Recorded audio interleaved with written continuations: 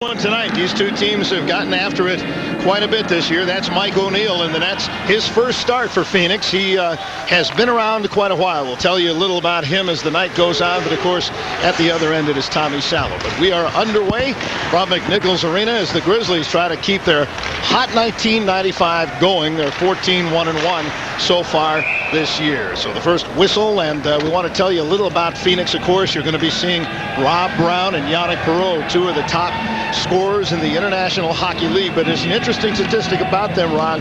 As far as the points, they're way up on top, but they're also plus minus is a minus 14 for Brown and a minus 13 for that man Yannick Perreault. Well, they do a lot of scoring, Steve, but obviously they're out there for a lot of goals against, and that hurts your team just as much as helping it when you do score goals. Well, this is a good Phoenix team as Jan Kaminski, recently acquired from the New York Islanders. Chris Taylor is up with the Islanders right now. Here's Andrei Vasiliev. He is on a 7-game scoring streak. Feeds it to Kaminski. Kaminski with a quick shot, and O'Neill tips it into the corner. Potomski is run down and finally clears it out to center ice. Puck comes over on the near side. There's going to be a penalty here right off the bat. Our referee tonight is Joe Ernst, and the Grizzlies, throwing the weight around early on, are going to take a penalty, and I think it was Jan Kaminski. Well, maybe it's Potemski now. He must have retaliated. Potemski is one of the leading penalty men on this team, and he goes to the box. He got a tripping penalty, Steve. I didn't really see it. It was behind the play a little bit, but he's got 162 minutes in penalties right now for Phoenix. He's their leader, and he's going to start the first period in the box, or the first shift anyway, in the box, which is not particularly good for Phoenix, because the power play percentage for the Grizzlies is 27%, which leads the IHL. All right, here was the action after the play. Kaminski throws the hit, and as he starts to skate away, he's pulled down by Potemski. But we've got power play action for the Grizzlies as the puck comes down into the Denver zone. Nicholas Anderson behind the net to Doug Crossman. Grizzlies 27% on the power play. They are magical when they have the extra man. Although there wasn't a lot of magic there, as Eric Levine gives it to Vachon. Vachon winds up, and a good save by Tommy Salo, so he has a feel for the puck. Here's Kip Miller. Kip Miller bounces it in over the line, but that was quickly knocked down. Here's Bilesman with it, and Bilesman just sends it back into the Denver zone. A minute 22 remaining on the penalty to Barry Potemski. Anderson dumps it down into the Phoenix zone. After it in the corner there is Straub, but he's knocked off a puck. Sends it around the far side, kept in by Crossman. Into the corner to Medill. Here's Miller. Kip Miller with the puck. Out to Crossman. Back to Miller. Grizzlies now setting it up, and this is where they're dangerous. Crossman fakes the shot. He tried to get it behind the net to Anderson. It comes over to Kip Miller. Here's Miller to Crossman. He winds it a shot just wide of the net. Behind the net is Jeff Medill. Here's Medill over to the far side, and Miller hopped over his stick and comes out to center where Doug Crossman has it for the Grizzlies. 40 seconds left in the power play. Here's Kip Miller trying to split the defense. Chapman ties him up, puts the arm around him, and here's Jeff Medill runs Chapman into the boards. It's kept in by Deneen, and now we've got Chapman and Medill. As you can see, some action developing, and that is nothing new in these two teams, but Chapman was really leveled by Jeff Medill. Well, Steve, it started actually before the puck was cleared out of the zone, because Jeff Medill got involved with Straub in front of the net, and they were bumping each other and taking each other, and then when the play came back into the zone, he gets dumped in there, and there's Chapman. He kind of grabs Kip Miller around the neck there, and Jeff Medill comes in and gives him a pretty good rough ride against the boards. And then Straub comes in and takes a pop, and Chapman gets back up, and there's Jeff, and he's kind of in his way, so he gives him a shot down there too. I think we're going to get matching penalties here. Chapman and Medill are going to go off, so that should preserve the power play anyway for the Grizzlies. Well, that might be good. Give them a little more room to roam out there. Yeah, that's right. That's the key to their power play too, Steve, as you mentioned. They get in the zone and they get possession of the puck, and that's really important in the power play. You want to have possession and break down the penalty kill against you, so you can get a shot to the goal, look for a deflection, look for a rebound. But really, once you get in the offensive zone, you want to have that puck possession to be able to move it around and get it to your key shooters and the people that are going to score the goal for you. Well, out now for the Grizzlies. Once they decide who it's going to be, I don't think they'll have 6 players out there. But the Grizzlies will remain on the power play for the next 29 seconds. Milan Tichy, who has been terrific on the power play, is out now for the Grizzlies. Well, Steve, they're arguing the face-off is what they're doing. The Grizzlies don't think it should have come out of the zone, but I think the linesmen feel like the defenseman came in and came down below the goal, and that's why they've moved it outside. Well, the linesmen tonight, we mentioned the referee, Joe Ernst, Thorne Nelson, and Don Adam are our linesmen. As the people are still trickling in on here, maybe as the traffic clears a little bit out on I-25, it's just a parking lot out there. Maybe some of the folks will be able to get in here. This is going to be a good series tonight, and tomorrow night they'll do it again at 7 o'clock. Face-off is won by Phoenix, and the Roadrunners put it out to center ice. That was Tim Waters on the near side. Now it's Tichy. Here's Milan Tichy sending it around behind the net. Cowie after it there, looks for an opening, finds one, sends it out. Tichy will chase it down, and that will just about do it on the power play. Maybe time for one more rush with, as you see, 7 seconds left. On the far side, Dineen puts it out to Marinucci. Here's Marinucci for Vasiliev. Vasiliev trying to get by Waters. Waters, a veteran, takes him over takes him in behind the net. Here's Kaminsky trying to find someplace to go. Penalty is over. Teams at full and equal strength now. As the puck comes over to the far side, Dineen tried to keep it in. He couldn't do it, and here comes Cowie. Deshawn takes it in. Deshawn puts it into the corner. Gord Dineen with it. Tommy Salo has been forced so far really to make just one save, but you can bet with this high-flying Phoenix team, as the puck is sent the length of the ice, that won't be his only action. We're underway on a cold and snowy night in Denver, Colorado. We're glad you're with us. No score between the Grizzlies and the Roadrunners. The all-new Subaru Legacy looks beautiful against a photographer's backdrop, but its true beauty is best seen against the elements. Subaru all-wheel drive is the ultimate safety feature. It reacts instantly, transferring power automatically from the wheels that slip to the wheels that grip. So you can safely weather even the worst of weather. Available now at Burt Subaru, #1 in Subaru sales and customer satisfaction. Burt Subaru, 5300 South Broadway. Thank you. It's here! And buffalo wings. There's something new from Pizza Hut. I'm not eating any buffalo's wings. Buffaloes are an endangered species. If they're endangered, why are we eating them? Well, not My dad's back is hairy like a buffalo. Thanks, Shoshana. How do they fly with these little wings? They don't fly at all. Thanks to people like you, Dad. Buffalo wings, hot or mild, either way, just $4 for a dozen delicious wings. Tastes just like chicken. Thank you. You'll love the stuff we're made of. Well, since the National Hockey League decided to play games on the ice instead of off the ice, these are the players that the Grizzlies have lost. And obviously there's a lot of offense, and certainly Chris Luongo, one of their fine defensemen, who very likely could be there the rest of the year. I think Chris Taylor is scheduled to be back tomorrow and will be in action for the Grizzlies. We'll tell you about another player coming back. Here's a long shot. That's deflected wide of the net. Picked up behind the net as the Grizzlies move out of their own zone. Puck knocked away from Kaminsky. Here's Rochefort. Rochefort put it off the standard, but it bounced right in front of the net. The Grizzlies were lucky to get away with that. Here's Vasiliev. He's being watched by Levine. Vasiliev trying to work his way in front. Shot, and O'Neill makes the save and holds on. And I'll tell you what, I think that little number 23, Vasiliev, testing the O'Neill there is deceptive. He's not big, but boy, honest, he's strong.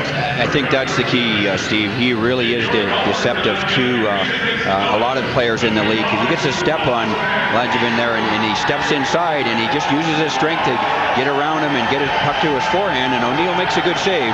He knows that Vasiliev can't go anywhere other than to get the shot off once he gets it to his forehand, so he cuts off the angle pretty well. But Vasiliev really, I think, fools a lot of the IHL defensemen in that they look at him and he looks small, he looks diminutive really, and yet he's very, very strong. Well, he forced the face-off after O'Neill made the save. Here comes Jason Simon out onto the ice.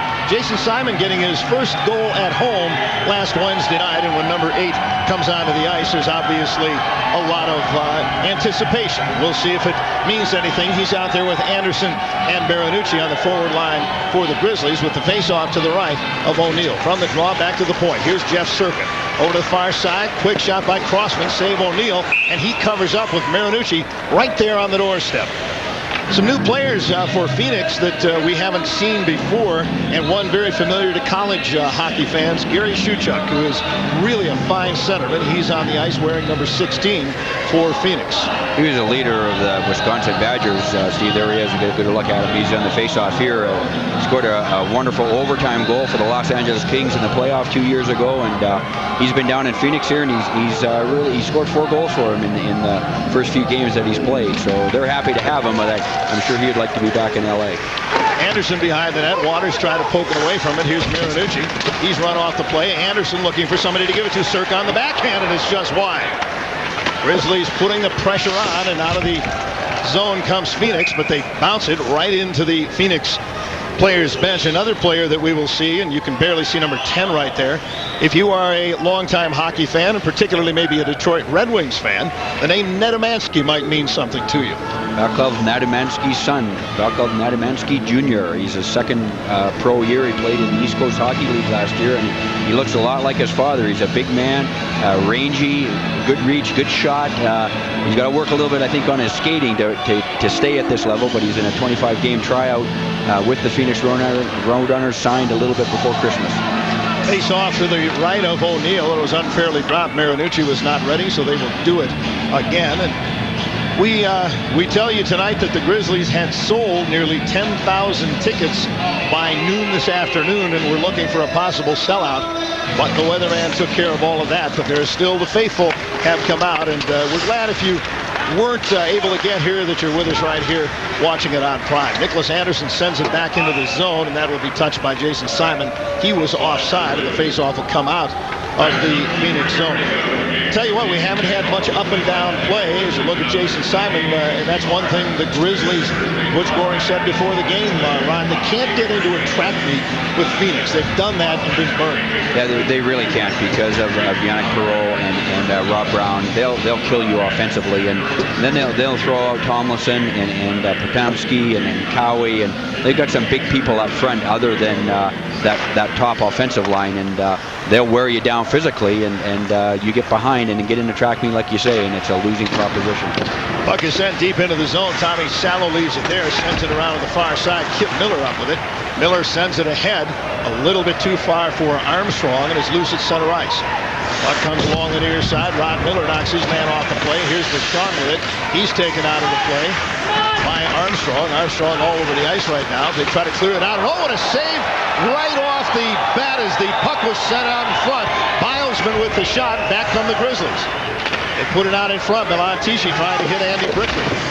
Tell you what, it was kind of slow developing, but they got the puck right out in front. Bilesman took the shot. Sallow made the save. Now the Grizzlies trying to force the faceoff down inside the Phoenix zone. Can't do it. As Levine comes out with it for Phoenix. Levine winds up, sends one high into the crowd, and we'll have a whistle and a faceoff. We are still scoreless early on in kind of an odd atmosphere here tonight, Ron. We're so used to the big crowds enjoying the action of people like Eric Levine. Well, Steve, I think Phoenix is a little cautious. They haven't really come out flying. They realize the importance of the weekend in order to get themselves back into the division as far as challenging the Grizzlies for top spot in the division, and the Grizzlies too. They've been more patient, I think, in their winning streak in January. They realize that going into the last part of the season, they really need to play strong at home and not get overly rambunctious as far as the offense is concerned. Well, the puck's set right out in front, and this is the dangerous line out there. It's a nice job by Junker to get it out. Comes back into the zone, but they have to wait to come onside. Here come the Grizzlies. Over to the far side, centering it in front. Kaminsky took the pass, but he couldn't get it through as Vasiliev set him up in front. Vasiliev trying to move away from Cowie. Grizzlies trying to force the action on O'Neill. Into the corner, Junker centers it. A quick shot by Kaminsky wide of the net. Over to the corner, picked up and sent out to the blue line. And here's Cowie. Cowie to Waters on the near side. His pass too far for anybody. Vasiliev picks it up, and Vasiliev is run off the play as Nedomansky is out on the ice. Here's Brown. He looks for 44 Perreault all the time, as you know. Brown trying to move in front. Gets it to Perreault. Perreault shot, save Sallow. Rebound in front, and they hold on. Well, it was a little bit end-to-end right there. Vasiliev makes a great pass to Kaminsky, but O'Neill is equal to the challenger. He comes across with both pads and gets it off his pad and his stick, and the puck goes wide of the goal. Here's what Brown and Yannick Perreault do best. Perreault gets himself in position, gets that puck off quickly. Tommy Salo sees it all the way. He kind of makes a funny save. He gets trapped in his pads, but he's able to stop the puck. Well, this is a team that features people like Rod Brown, and as we said, one of the top 3 scorers in the International Hockey League. But they're changing up their lines quickly. From the faceoff back inside of the Denver zone, it's picked up by Anderson. Anderson over to the far side to Doug Crossman, through to Marinucci. Marinucci to Jeff Medill. He throws it into the left wing corner off the boards. Picked up there, sent around by Straub. Kept in by Medill. Puck is loose there as they kick it along. Chapman and Medill, remember they got after it a little while ago. Puck out in front, a quick shot wide of the net. That was Marinucci, but he missed the target. And the puck comes out to center ice. Turning quickly is Shuchuk. He's one you got to watch. He can move with the puck. They would prefer he doesn't move in circles, though, as Medill and Chapman get after it again. And that time, I'm not sure what they're going to call. As you can see, a little bit of feistiness. Jeff Circa moves into the fray. And I'm not sure. Medill went kind of high on Chapman. And I think they're going to send them both off. And I'll tell you what, if I were Chapman, I might be a little upset with that call. Well, I think he needed to skate away, because I think Jeff Medill was getting the only penalty. He was getting a rough. The referee was right in neutral ice. He saw it the whole way, and he called it. And then Jeff kind of turned and went back at Chapman, and Chapman should have turned his back and just skated away. Otherwise, I think the Phoenix would have gone on the power play. Well, as you can see, the little punch there by Chapman on Jeff Medill, and that splint he is wearing on his nose. You see a lot of athletes wearing that now. It is designed to help them breathe better. It opens up the sinuses, and I guess if they think it does, it's probably worth it, right? That's right, Steve. I guess if you think it works, it works. It's kind of like the Vancouver Canucks last year in that hyperbaric chamber, that pure oxygen in the Stanley Cup final. I guess if you feel like it's going to do something for you, then it will. But there's a lot of athletes, like you say, and a lot of sports that are wearing. I'll tell you, the first time I saw it was a college hockey game. I don't know if I think it might have been North Dakota, or somebody was at the University of Denver, and they all were wearing these things. And I asked about it, and they said it was helped to design. It's a splint that's designed to help them breathe. And Jeff Medill is wearing one tonight. So those two are off for a couple of minutes, and that means the teams are playing 4-on-4. Now they will have a little bit more room to roam. Here's Circa at center ice. He throws it into the right wing corner. Kip Miller and Anderson up front for the Grizzlies. Phoenix comes out from behind their net, throws it up on the near side. That's Shuchuk. Shuchuk couldn't control it. Tomlinson has it now. He throws it to an opening wing. It's picked up by Kip Miller. Miller over the line into the zone. He was kind of all alone, had to try to split the defense. Couldn't do it, and it was cleared back into the Denver zone. Coming back after it, Jeff Circa. His pass behind Crossman. Here's Kip Miller. Takes that pass from Anderson. Kip Miller over the line once again by himself. Now he's got Circa with him. Circa throws it to an open wing. Got to remember there's only 4 of them out there, so there's going to be one position that's going to be vacant. Here's Yannick Perreault.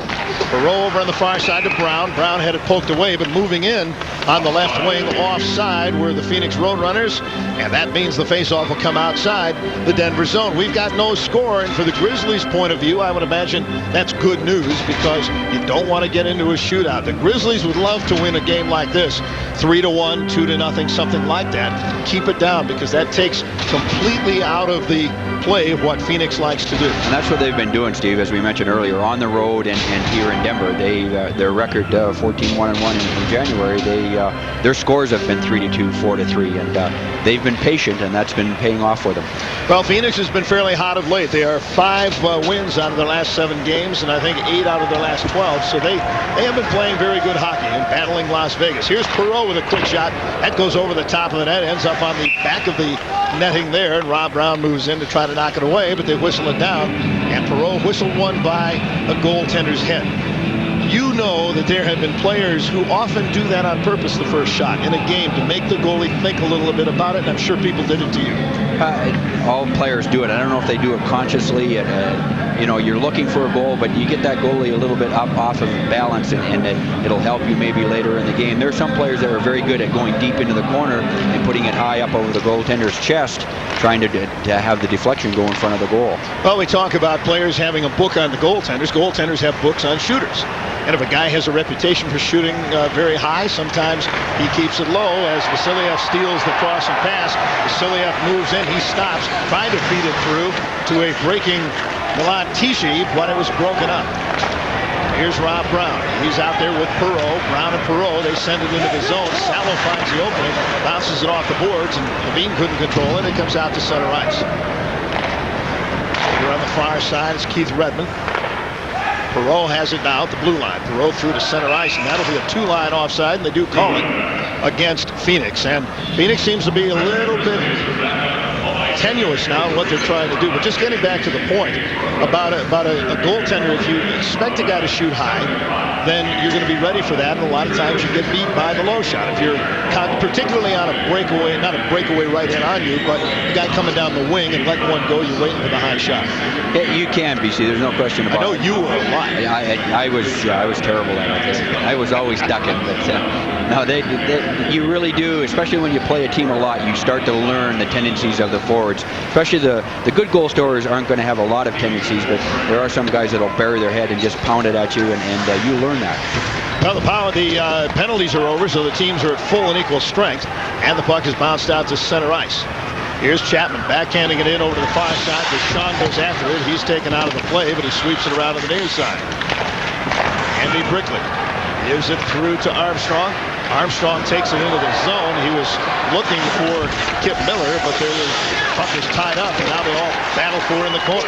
It's picked up by Miller. Miller tried to get it back to Rod Miller, and instead it was knocked down into the zone by Chevalier. Here's Roddy Miller with a long pass to Kip Miller on the far side. Kip Miller tried to hit Armstrong, but that was broken up. These teams are playing a chess game right now as they're really careful in the neutral zone. Milan Tichy at center ice for Denver. Armstrong backhands it into the zone. The Grizzlies will change it up. They leave the puck there. Nobody wanted. Finally, Ryan Straub picks it up. Straub over to the far side. Chapman, his pass off a stick, and it goes into the Denver zone. Doug Crossman on the near side to Circa.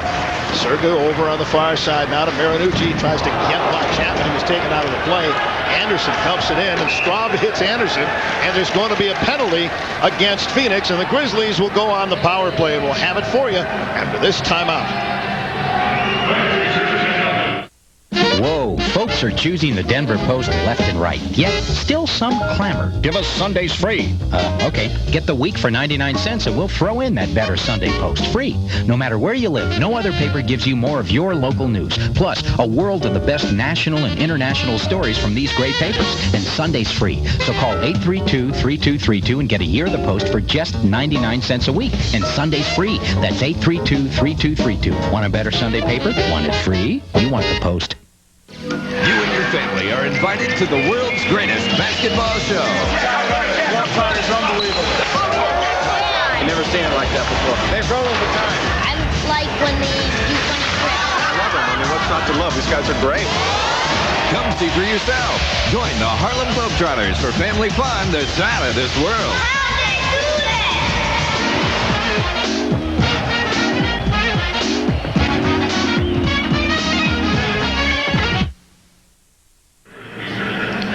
Hey, they'll do this again tomorrow night, so all of you Grizzlies fans that didn't get here this evening, they'll clean the roads, and you can come on out to McNichols Arena. Tomorrow night, Phoenix and Denver do it one more time, and game time 7 o'clock. So get your tickets. You can call 1-800-444-SEAT for tickets for the 7 o'clock tilt tomorrow. As you see Brian Straub in the penalty box, he went after Nicholas Anderson.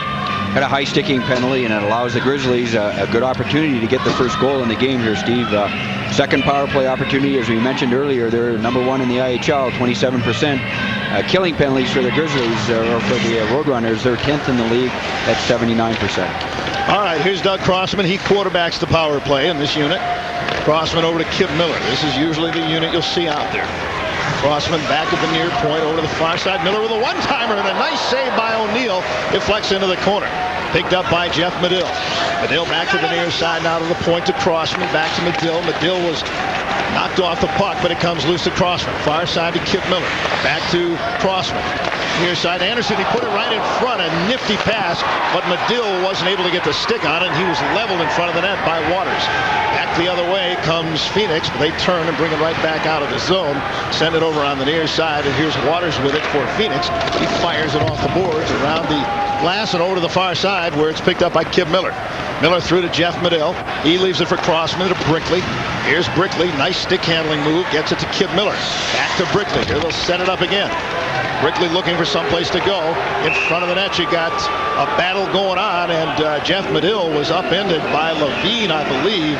And I'm not sure what the penalty is, although Medill's stick caught Levine somewhere in the face, and if there is blood, as you can watch the action here, Well, they got tied up in front of the goal, and Medill, by Levine, Medill's leg got pulled up, and with it his stick, and it went up into Levine's face. And fortunately for Jeff Medill, I think he's not going to get a major penalty. I guess he didn't draw blood, which was fortunate. I don't think it was on Jeff's part anyway. I don't think it was on purpose. It was just off balance. Off balance, yeah. He got pulled, his leg, and his stick came up and caught Levine around the nose area, above the brow, somewhere on the face there, and Jeff Medill is in the box for 2 minutes. So the teams will play at four-a-side for the next 59 seconds, and then Phoenix will have their first power play opportunity. Jeff Medill, I think, not particularly happy with the call. He's talking to somebody over there. I'm not quite sure who it is, but Jeff's a little loopy. He'll talk to himself sometimes. He's terrific. I'll tell you what, he is. You go around here and people have their favorites, and Jeff Medill is one of the favorite players on this team, and always is in the middle of something. Whether it's scoring or the action in another way, he's in the middle of it. We talked about it before, I think, Steve. He's what you call one of the characters of the game. Most certainly. He really is. And he can score goals. He's a good player. So the teams are, as we said, now four-a-side for the next 53 seconds as Marinucci puts it over on the far side. Dineen takes a shot. O'Neill holds on as a defenseman had fallen down. Bilesma had fallen down, and Dineen elected to just take the shot. O'Neill made the save. He is brand new to this team. He is. Steve, here we get a look at it as Gordon comes in. He really didn't have anywhere to go with it, no pass, and it's a good play on his part to get it to the net, but O'Neill is well out on his angle and gloves it, and rather than trying to keep the puck in play, he just hangs onto it for a face-off. And that face-off is to the left of O'Neill. It is controlled once again by Phoenix. And in behind the net, they throw it around to the far side. Bichon has it there. Bichon moves out of his own zone. Bichon with it, being watched by Rochefort, trying to get around Rochefort, picked up by Dineen, and his centering pass picked off neatly by Rochefort, turned out the other way. Marinucci ahead to Rochefort, but Brock didn't see it coming, and they turned it back the other way. Here's Bilesman. Bilesman trying to center it through to Bichon, but he had it knocked away, and the puck is loose, picked up by Marinucci. He stick handles neatly ahead, and is knocked away from Rochefort as the Grizzlies just trying to get it out of the zone. Bodies flying all over. Here's Waters feeding it through on the backhand. Bilesman with a shot, and a great save, a kick save and a beauty, as they say, by Tommy Salo. Back the other way. Here's Gord Dineen. Gord Dineen looking for someplace to go. Just takes it into the corner. Grizzlies trying to get something set up. Roadrunners are on the power play now, Steve. They got 50 seconds here. All right, Jeff Medill still in the penalty box now for the next 45 seconds. Here's Milan Tichy. Feeds it up. The Grizzlies have been excellent penalty killing as well. And finally, they move it out of the zone. Penalty killing for the Grizzlies. They're number 3 in the IHL. They killed off almost 84% of the odd man advantage. Andy Brickley is knocked off the play, and he takes care of Tomlinson. Puck's still loose out at center ice as Phoenix having trouble getting set up. But here's Perreault feeding it through on the backhand to Tomlinson. Tomlinson sends it in behind the net. It bounces into the corner. Here's Brickley on the backhand. He tries to get it out, but is kept in on the far side by Cowie. Now finally Phoenix sets up the power play. In behind the net, the puck is loose. Perreault goes after it, and Perreault, I think, dumped Gord Dineen going after that puck. And into the penalty box will go a Phoenix Roadrunner. Yannick Perreault, as Gord Dineen, the veteran captain, was sent down to the ice. So the penalties go back and forth, and so do we right here from McNichols Arena, scoreless in the first period. The all-new Subaru Legacy has the traction to turn a winter storm into a day at the beach. And a day at the beach, well, Subaru all-wheel drive is the ultimate safety feature. It reacts instantly, transferring power automatically from the wheels that slip to the wheels that grip. So all you have to do is enjoy the drive. The all-season, all-fun, all-wheel drive Subaru Legacy. The beauty of all-wheel drive. The Grizzlies hockey team is out of hibernation, and Guard Sports is your official outlet for all the bare necessities. Grizzlies gear at great savings. Guards has the widest selection, quality service, and low prices. Guards carries Grizzlies apparel and caps from both Nutmeg Mills and the game. Gotta get it now! Choose from the full line of gear from #1 Apparel and Logo Athletic. Guard Sports is your official outlet for everything you need to cheer on the Grizzlies hockey team. For all the bare essentials, you gotta get to Guards. Gotta get to Guards! We are back to McNichols Sports Arena. We get a look at Yannick Perreault's pass to Bilesma, and he's in on the back end, and Tommy Salo makes a great save with his pad. And we talked about Perreault and Brown, and Bilesma has been the offensive force so far for the Phoenix Roadrunners. He's had 2 good opportunities, and Tommy Salo has been equal to both. If you're a goaltender, and you were, by the way, you like making that tough save early in the game, first period, trying to get into the game. Does it get you loose? You don't want it to be too tough, but yes, you do. You want to get into the game as quickly as you possibly can. And somebody coming down the wing with a shot, somebody on the back end like that Bilesma has taken, you don't want to jump into a power play and have people teeing off on you. Well, it was Tomlinson getting the gate, and Jeff Medill is back out onto the ice now. The Grizzlies are on a power play, and a 2-line pass right there will bring the face-off back inside the Phoenix zone. That's not something you want to do when you're trying to kill off the extra man, is do anything that would bring the face-off back close to your goaltender. O'Neill has done a good job. He really has. He's made a couple saves, as Tommy Salo has, on Kaminsky on the pass across from Vasilyev, and one time on the power play that Kip Miller got. O'Neill has been equal to the task. But the Grizzlies got another opportunity here, and I think they'd like to score the first goal. The way the game has gone, it would be important to get that first one. Here's Crossman back to Jeff Circa. Circa out on the near side. Now as the power play looks a little bit different. You see Circa with it. Dumped in front of the net was Vasilyev. Circa has it. Circa puts it over in front, and Marinucci couldn't tee it up. Here's a quick shot. Puck is loose in front as that was deflected wide. Crossman's shot deflected into the air. Nobody saw it. Finally, it's picked up by Rob Brown as he tries to find a way out of the zone. Can't do it.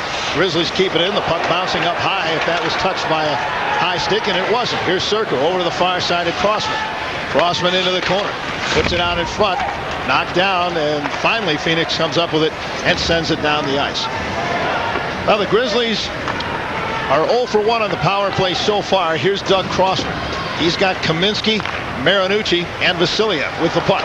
And Vasilyev was just hit in the face with a stick. He goes down as Cowie got the stick up on him, and that will send another Phoenix Roadrunner to the penalty box. And Vasilyev is down, obviously, on the ice. Well, Stu, I don't think it was to the face. It was a pretty vicious cross check, or a slash by Cowie. Vasilyev was reaching for the puck along the boards as it came in there, and Cowie he gave him a pretty good two-hand there across the arm, and it's probably his right arm or wrist, lower arm area anyway, that took the brunt of the blow. But go ahead, Steve. He is a tough guy, is Vasilyev. And there you see now Cowie and Tomlinson in the penalty box. And the Grizzlies will have the extra 2 men for the next 57 seconds. And Vasilyev skates off the ice, really favoring that right arm. He's giving it a little shake there, trying to get a little feeling back down to his hand and his fingers. And Pat Carnes there is helping him off the ice. And like you mentioned, Vasilyev is a pretty tough kid. I think he'll be back. We'll see him back here. But great opportunity for the Grizzlies here now with 5-on-3 power play. There's 57 seconds left in the penalty to Tomlinson. And, of course, Ralph Cowie has just gone in there. So it's a great opportunity, the 5-on-3, to get some scoring opportunities against Phoenix and Mike O'Neill. So the faceoff will come inside of the Phoenix zone at the top of the faceoff circle to the left of the goaltender. Mike O'Neill is obviously the first time the Grizzlies have seen him. Usually Byron Defoe has been getting so much of the action. He's probably in with withdrawal tonight. He's played so much this year. He's done a real good job for Phoenix considering their offensive mindset. But Mike O'Neill is in there tonight. Well, Pat Carnes did his magic, and Vasilyev seems to be all right. All right, here we go, the 2-man advantage. Here's Crossman. On the near side to Jeff Medill. Medill back to Crossman. Crossman over on the far side. Kip Miller, Crossman. You watch him throw it back and forth. A one-timer and a nice save.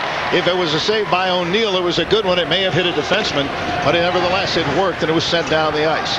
32 seconds left in the two-man advantage. Ooh, and the Grizzlies coughing up as they were trying to get something going. Had three players over on the far side, and Crossman's pass was knocked away and sent down the ice. Here comes Kip Miller. Miller over on the far side. Crossman. He's got Brickley with him there. That's it back to the near side of Kip Miller. Kip Miller puts it in front. And it's tipped wide. And there's going to be a penalty coming up here against somebody. An interference penalty or a slashing penalty coming up against Doug Crossman as he quickly scoots to the penalty box. And that now will mean that the Grizzlies will have a man advantage for the next 9 seconds. Then will find themselves for a minute and 7 seconds on the shorthanded end. I didn't see what happened, Steve. The Grizzlies did a good job of gaining the zone as they got in there, and they moved the puck real well and had a scoring opportunity against Phoenix, but Doug Crossman got called for a slash kind of behind the play, I guess, trying to prevent somebody from getting to the front of the net, and it's going to cost the Grizzlies here. Well, it has, as you see, the playing assistant coach for the Grizzlies, Doug Crossman, in the back. Now Vasiliev is just back out on the ice. Still giving that hand a little turn and a little shake, but like we've mentioned before, he's a tough kid, and he's not going to miss his opportunity to get back on the ice. This is a tough period to get anything going. We've had so many odd man advantages. Here's Jan Kaminsky. Kaminsky leaves it over on the far side for Miller. Back to the near side of Rochefort. Rochefort winds up, and easy save by O'Neill. And now the teams are going to be 4-a-side. 4-on-4. Here's Kaminsky. Grizzlies enjoy this. They like a lot of room. Ooh, that stick got up high around Kaminsky. Puck in behind the net, picked up there by Straub. Ryan Straub, he's steady back there. Here they come the other way. Shuchuk with it. Over the line into the zone. He's watched by Rochefort and blasted into the boards. Here's Gordonine ahead to Kaminsky. Kaminsky over the line to Vasiliev. Vasiliev and Kaminsky, a couple of the players speaking Russian. And that has been a godsend for Vasiliev to have Kaminsky here as Perreault takes a long shot and Tommy Salo holds on.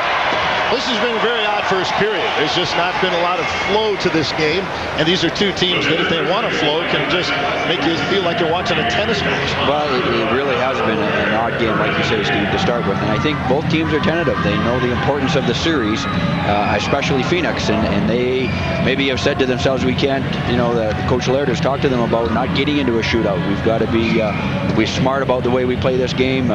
We've maybe got to sacrifice a little bit of offense and the run and gun type of thing to give ourselves an opportunity to stay in the game with the Grizzlies. They've played well in January. They're a team that's closed well, especially late in the second period and the third period, and we can't afford to have ourselves be behind. We've got to be a little bit more conservative in our approach to the game. I remember Robbie Laird when he had long hair and was a feisty little forward for the Fort Wayne Comets in the IHL. All right. Face off to the right of Tommy Salo. He has been equal to the task. Armstrong is thrown out of the face-off circle. The teams will be playing 4-a-side for the next 16 seconds. Don Adam, former National Hockey League referee, working the lines in this game tonight. And here's Armstrong off the draw with the puck. Armstrong finds the opening, fires it around the boards, and you never know where it's going to bounce once you get it up on those stanchions that hold the glass. We've had some funny bounces tonight, that's for sure. Perreault had it. He gives it ahead on the right side of Redmond. It's knocked away. Finally picked up by Perreault. Power play now. Power play now, as Ronnie said, for Phoenix for the next 40 seconds as the Grizzlies send it down to the far side. Rob Cowie up with it now for Phoenix. He takes a long shot, sends it around to the near side. Back after it, there is Perreault. Perreault tries to leave it for Snell. Here's Snell over to the far side of Cowie. Cowie into the corner to Rob Brown. Brown looking for someplace to go, and it sneaks a shot right by, but couldn't get it by Salo. Brown in the corner with it again. Rob Brown out to Snell. Snell on the far side to Cowie. Cowie tried to feed it, nicely knocked down in front, but a nice play by Jan Kaminsky. He picks it up and just sends it the length of the ice. Well, I tell you, you talk about it. There's going to be a penalty coming up here against Phoenix, I believe, as Kaminsky was blasted, or maybe Kaminsky's going to get the penalty. I guess he is. He's going to go to the penalty box as there's an injured Phoenix player on the ice. We'll come back and try to straighten all of this out for you. The important numbers right there, 0-0.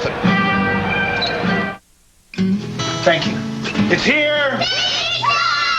And buffalo wings. There's something new from Pizza Hut. I'm not eating any buffalo's wings. Buffaloes are an endangered species. If they're endangered, why are we eating them? Well, not My dad's back is hairy like a buffalo. Thanks for sharing. How do they fly with these little wings? They don't fly at all. Thanks to people like you, Dad. Buffalo wings, hot or mild, either way, just $4 for a dozen delicious wings. Tastes just like chicken. Thank you. You'll love the stuff we're made of. Bridgestone is about to change the way you feel about driving on ice. We're at an ice rink to show you a breakthrough in tire technology. The Blizzak Ice Tire, the first winter tire with Bridgestone's patented multi-cell compound, designed to bite through snow and stick to ice. In fact, at only 30 miles per hour, a set of Blizzaks stop 35 feet shorter than a set of popular all-season radials. Blizzak from Bridgestone. If you're not using them, what's stopping you?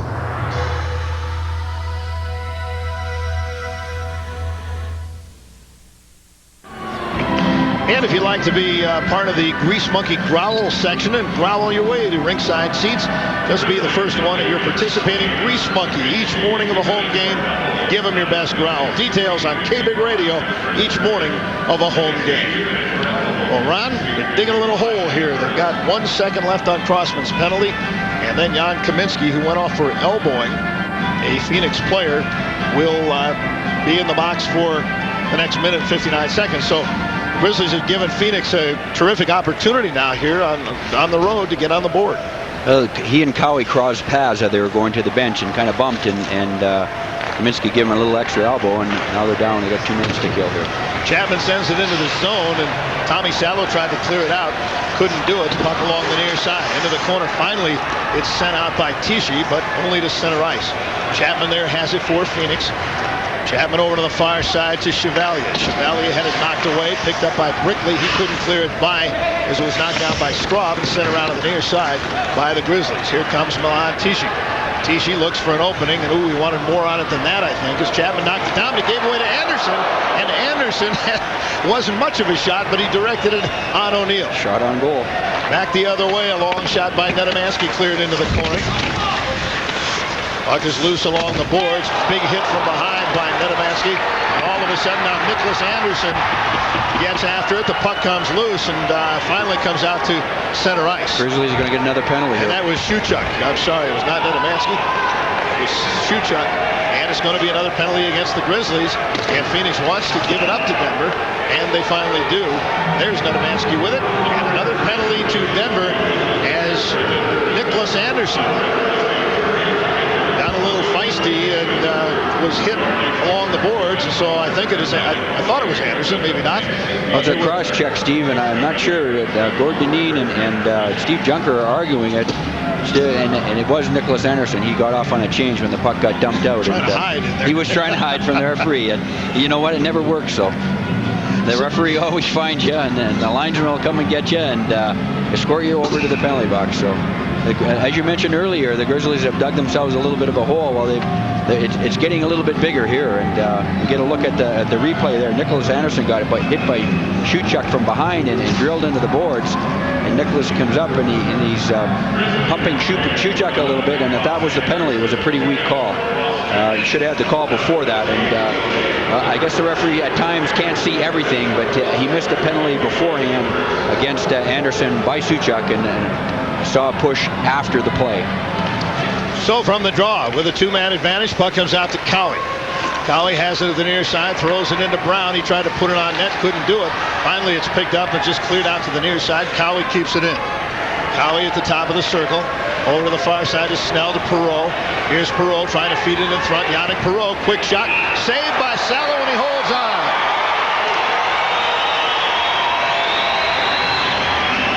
Well, they had a clear shot as Yannick Perreault let one go, but Tommy Salo got the gloved hand in front of him. Very good look at it here. Yannick Perreault, what they try and do is put him high in the slot there and have him take the shot if he can. And Tommy Salo moves out, takes the angle, and pins it against his body and his blocker. Here's a better look at it. The puck comes through high, and he's up high on his shoulder, and he pinches it between his body and his blocker. That's a good save by Tommy Salo. All right, from the draw, the puck comes out to the point. Snell couldn't reach it, and a nice play by Brickley to tip it down the ice. 21 seconds left in Kaminsky's penalty. 1:31 left now in the penalty to Anderson. Here's Cowie. He takes it over the line, but Shuchuk was offside of the right side, and the faceoff will come outside of the Denver zone. 14 seconds left now in the penalty to Jan Kaminsky. I tell you what, they probably not all 10,000 fans that bought tickets made it here, but as we said, Ron, they have slowly trickled in and have a pretty representative crowd. They really were looking at a 13,000 or 14,000 crowd tonight, and again tomorrow night. So, especially on a Friday night, like you said, Steve, the weather really has put a damper on it, but the crowd, it has filled in, and it's wonderful to see. From the draw, nicely set by the Grizzlies down into the Phoenix zone. Here's Snell to Cowie on the far side. Cowie brings it in, sets a quick shot. Cowie deflected wide, and it comes to the near side. Cowie looks for someplace to go, and now back on the ice, one of the Grizzlies. Kaminsky back out there, so the Grizzlies are down by one for just the next minute and 4 seconds as they send it the length of the ice. There is a tremendous uplift when you have been killing off a two-man advantage. When you get one back, it almost takes away the advantage. But you're talking about people like Jan Perreault here. He leaves it for Brown. Brown is Snell. Back into the corner. Perreault has it, trying to get it to Brown. Chipped away out there by Junker, but Brown comes up with it. Brown couldn't control it. Milan Tichy finally just backhands it lightly out to center ice. Snell over to the far side to Rob Cowie. Cowie sends it around behind the net. Tommy Salo leaves it there. Milan Tichy has it for Denver. Feeds it around to the far boards. Kaminsky tried to get it out. Couldn't do it. Finally, Doug Crossman up with it. He sends it out with 25 seconds left now in Anderson's penalty. And this will be a real lift for the Grizzlies to kill off the two-man advantage. Last 10 seconds of the period, too, Steve. So this period will end with the Grizzlies shorthanded, and all they want to do now is just kill off the remaining time, and they will do that as the buzzer goes. And the Grizzlies dodge the bullet here in the first period. Phoenix and Denver are scoreless as the Grizzlies and Roadrunners head to the locker rooms. And I'll tell you what, it was a strange period. I think maybe each team feels defensively it did the job, Ron, because they kept everybody off the scoreboard. Well, there was a few opportunities offensively, but it really was kind of a choppy period. There's no question about it, and not a lot of scoring opportunities. So we'll be back here to the McNichols Sports Arena with Phoenix and the Denver Grizzlies. To discover the real difference between the world's two leading soft drinks, we're implementing an anthropological study. Chimp A will be allowed nothing but Coke. Chimp B, nothing but Pepsi. The results are astounding. The chimp that drank Coke showed improvement in motor skills. The chimp that drank Pepsi, however, disappeared. Hello? It's him!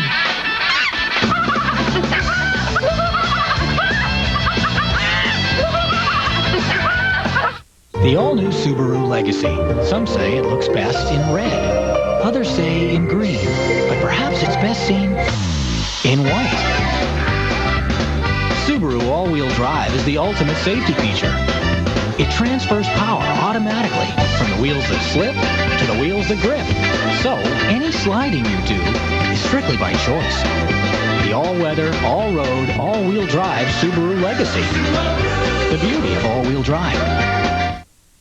The Grizzlies hockey team is out of hibernation, and Guard Sports is your official outlet for all the bare necessities. Grizzlies gear at great savings. Guards has the widest selection, quality service, and low prices. Guards carries Grizzlies apparel and caps from both Nutmeg Mills and the game. Gotta get it now! Choose from the full line of gear from No. 1 Apparel and Logo Athletic. Guard Sports is your official outlet for everything you need to cheer on the Grizzlies hockey team. For all the bare essentials, you gotta get to Guards. Gotta get to Guards!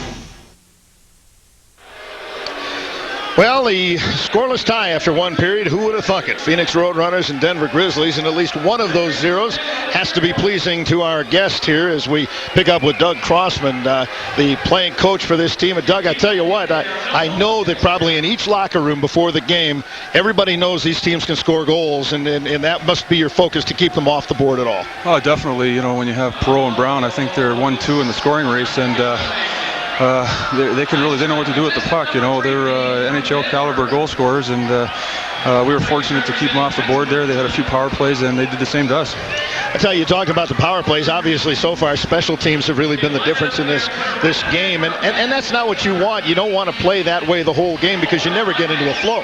Right, that's true. It's pretty defensive sometimes. You get a little too overcautious, and consequently got a 0-0 tie. But I think things are going to open up a little bit, and we've been pretty good the last little while with our goals against. So we're taking that little pride in that, and our penalty killing starting to climb. So we're happy with the way things are going. And once again, Tommy comes up with a couple of saves early on to keep you in it.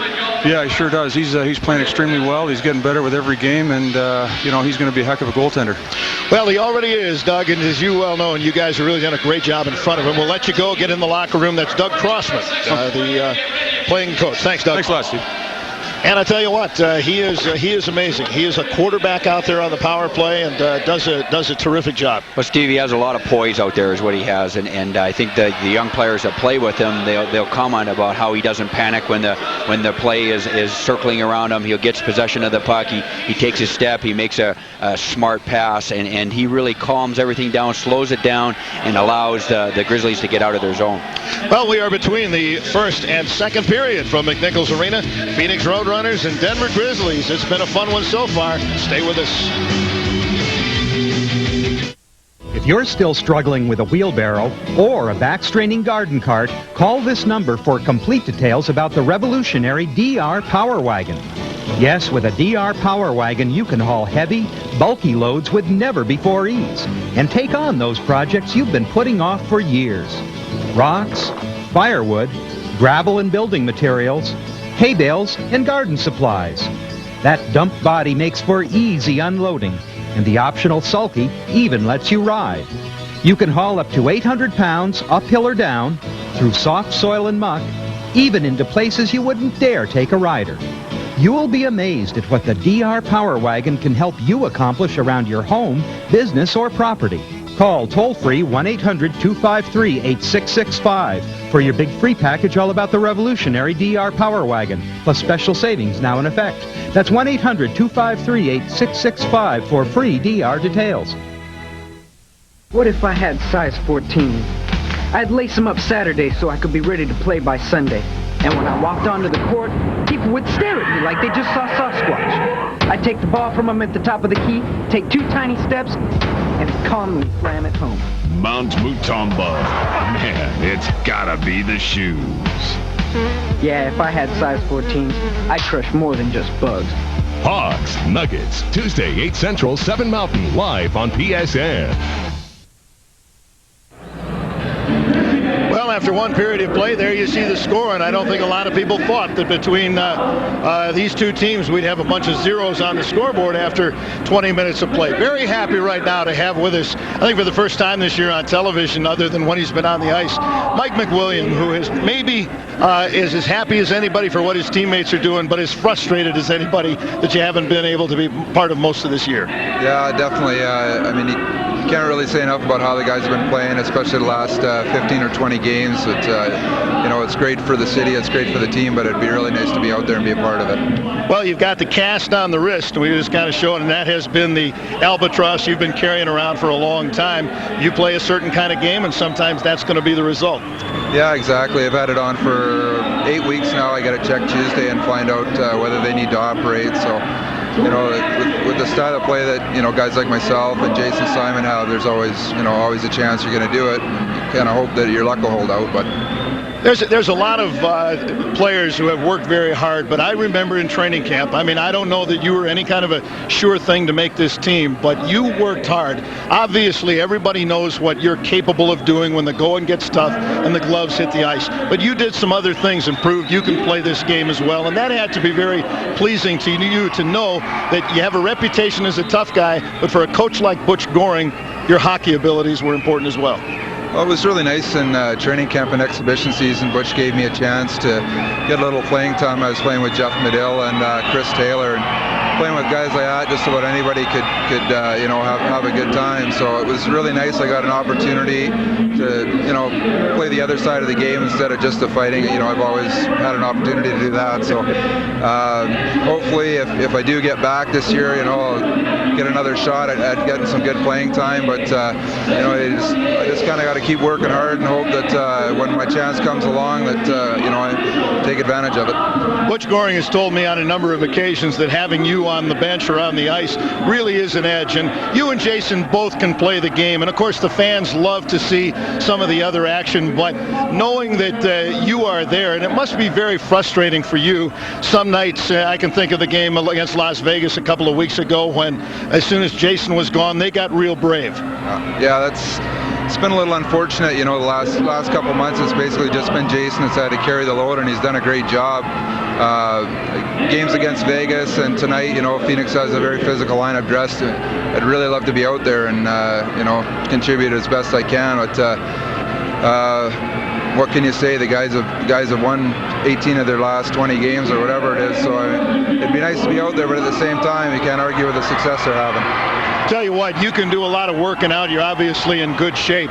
But once this cast comes off and they clear you to play, and hopefully that might be in a week or so, there is a whole lot of shape to get in that involves this game. It isn't just riding the life cycle and running or lifting weights. You got to do a lot more than that. This game demands a lot. Yeah, no matter what you do off the ice, getting in game shape's a little different story. As obviously, I've tried to take care of myself pretty well. I haven't put on any weight, but if I do get the clearance to play, it'll probably take a week or week and a half just to get my wind back and also to try and strengthen my wrist up enough to play. So I'm hoping it comes along as best I can. Well, I'll tell you what, a lot of fans certainly wish you well, as we all do. You are really a good story, and I think maybe some of the Johnny-come-latelys to the Grizzlies aren't aware of what you did in training camp. I saw most of the games. I know how hard you worked. You can play the game and definitely belong in the International Hockey League. And we wish you a quick recovery, and we're looking forward to seeing you back on the ice. Well, thank you very much. I appreciate the opportunity.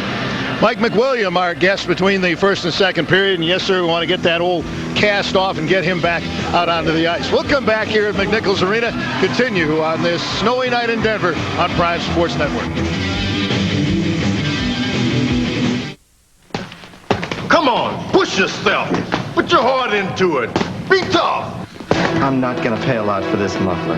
More feeling. I'm not going to pay a lot for this muffler. Now that I'm in the Meineke corner, if anyone says you have to pay a lot to get high-quality muffler service, you know what to tell them. I am not going to pay a lot for this muffler. By George, I think he's got it. Now more than ever, at Meineke, you're not going to pay a lot, but you'll get a lot. I guarantee it. It works. Simple Green, it works. Really gets down and works. Simple Green All-Purpose Cleaner is a powerful, economical concentrate.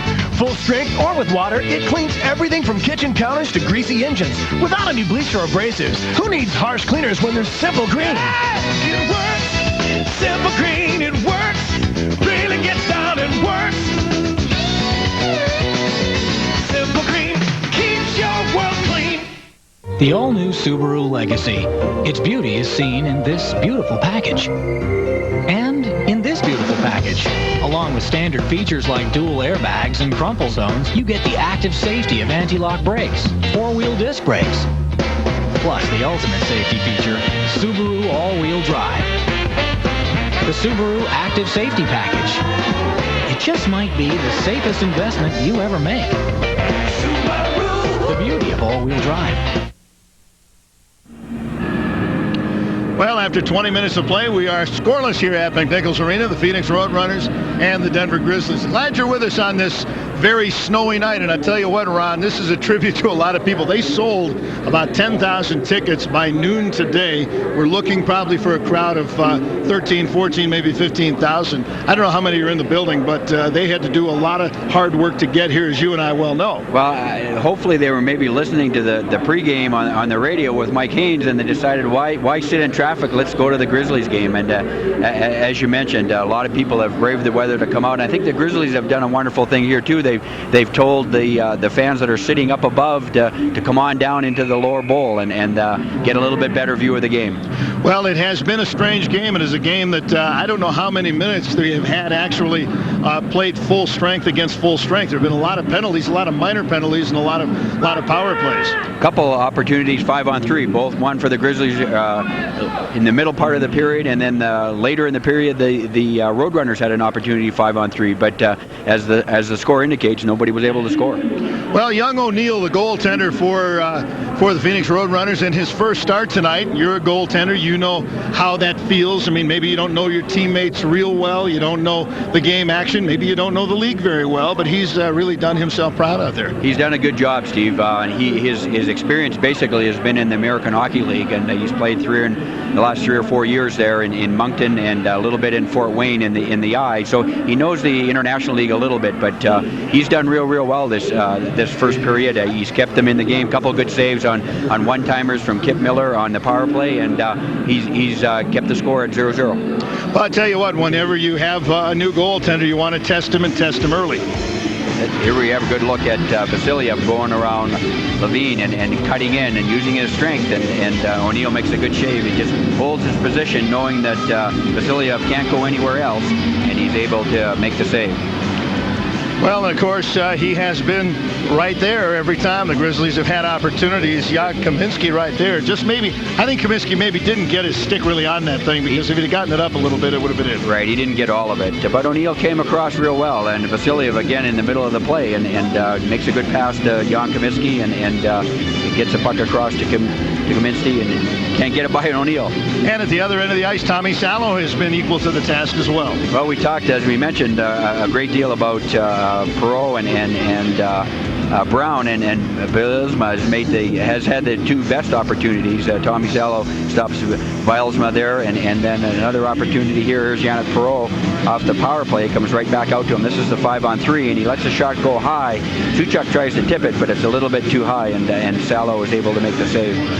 Well, it has been an interesting game so far as you look at some of the numbers, and the Grizzlies have outshot Phoenix, but a lot of times you look at these numbers, and a lot of times you want to let them tell the story, and they really don't. Yeah, and they don't. You're right, Steve. They don't. I think there was probably 3 or 4 good scoring opportunities on both sides, and face-offs were even, and I think killing the penalty at the end of the period for the Grizzlies, Andy Brinkley did a great job on the 5-on-3 of killing the penalty. Well, whenever you play the Phoenix Roadrunners, you have to deal with the likes, as we just saw moments ago, of Rob Brown and Yannick Perreault. And you and I were down there in Phoenix. Remember that fateful night when everything went wrong for the Grizzlies and everything went right for Yannick Perreault. He had 5 goals that night, and it was a remarkable night for him. Well, Steve, we were talking here the game tonight after about 10 minutes, and it was 0-0. And in Phoenix, the last time we did a game, it was 5-0 after 10 minutes, and Perreault was he was the man for Phoenix that night. Everything he did, everything he touched, with the exception of maybe 2 shots, went in the goal, and you got to look at him around the goal, tipping the puck in and stuffing it in. Rob Brown usually gets assists on his goals, and they are the 2 leading scorers on this team, 2 of the leading scorers in the International Hockey League. But as we mentioned before the game, they're plus-minus, and that is the number of goals you're on for your team as opposed to the numbers against when you're on the ice. It's not very good. It's a -13 and a -14 for Brown. Well, it is bad, and we talked about it at the beginning of the period there. Perreault is the leading scorer in the IHL, and Brown is 3rd.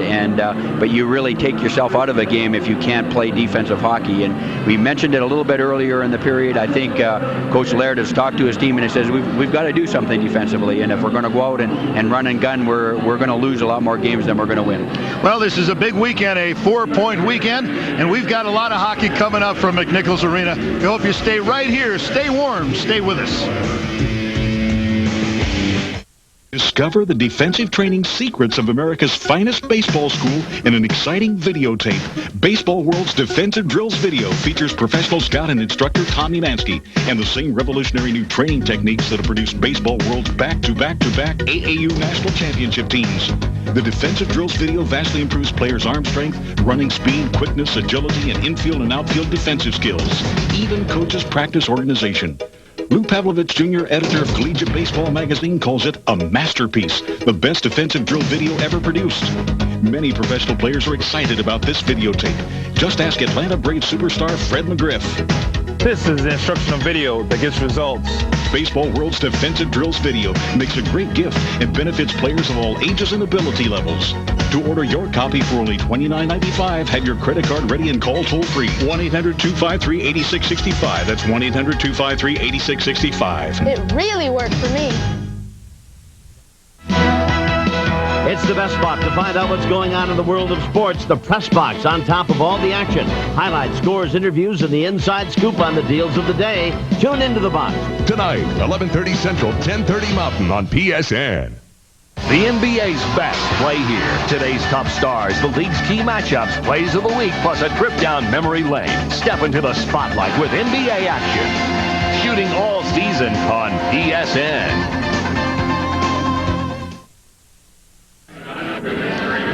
Well, other action in the International Hockey League on this Friday night in Cincinnati in the first period. Kalamazoo and Cincinnati all tied up at 2 apiece. Houston is at Detroit. Detroit very tough at the Auburn Palace, the Palace at Auburn Hills. 2-0 in the first period. Fort Wayne leading Peoria, and I'll tell you what, that is one of the worst records against one of the best records, if not the best record in the IHL. Fort Wayne looking for the upset at home. Indianapolis with a big lead in the second period over Cleveland. Just some of the action happening tonight, and these games just getting underway. The Grizzlies, obviously, and Phoenix very interested in what happens in that game at Las Vegas tonight. Chicago and Milwaukee all tied up at 1 apiece in the second period. In Atlanta and San Diego just underway. Listen, want to remind you all to get out of your den and into ours. Take advantage of the Grizzlies Den deal every Wednesday night. You and your family get tickets, parking, your own Pizza Hut personal pan pizzas, and Pepsi, all for just $7.50 a person. The next Den deal game is Wednesday, March 1st. Check the Rocky Mountain News this Monday for your Den deal coupon. The Den deal is brought to you by KS 104 and FM 92.1, Hot Talk Radio Channel 9, and the Rocky Mountain News. Teams back out onto the ice. The Grizzlies will be defending the goal to our left. Tommy Salo in the nets, and Mike O'Neill with his blue-clad Phoenix Roadrunner teammates in the nets to our right. Now it comes a little bit of a goaltender versus goaltender battle. Nobody could be farther apart, Ron, than the goaltenders, but they want to beat the other guy too. They really do, Steve. It's important that when your opposite is playing well at the other end, that you do the same thing to help your team stay in the game and give yourself an opportunity on the road here for the Phoenix Roadrunners anyway to come out ahead of the Denver Grizzlies. Well, regardless of how many folks are in the building, you saw that record for the Grizzlies at home. Mike O'Neill down at the other end. This is his first ever start for the Phoenix Roadrunners, first IHL start. So we'll see what they do. When we come back now, the Grizzlies will be shorthanded for 8 seconds. Nicholas Anderson serving off the remainder of his cross-checking penalty. That was called at 17:08. So we are just about ready to get this one underway. And you can see for the Grizzlies, the second period is the one where they make hay. The sun shines on them in the second period, by far their most productive period. We'll see if they can do that now as they will be moving left to right. And we are underway on a very snowy, cold Friday night in Denver. Puck sent down into the Phoenix zone. Shoochuk back after it there for the Roadrunners. Nicely moves away from one man, but Marinucci takes it away from him. Out in front, and a quick shot by Anderson, who's back out on the ice, but he couldn't really tee that up as he got a nice pass from Medill.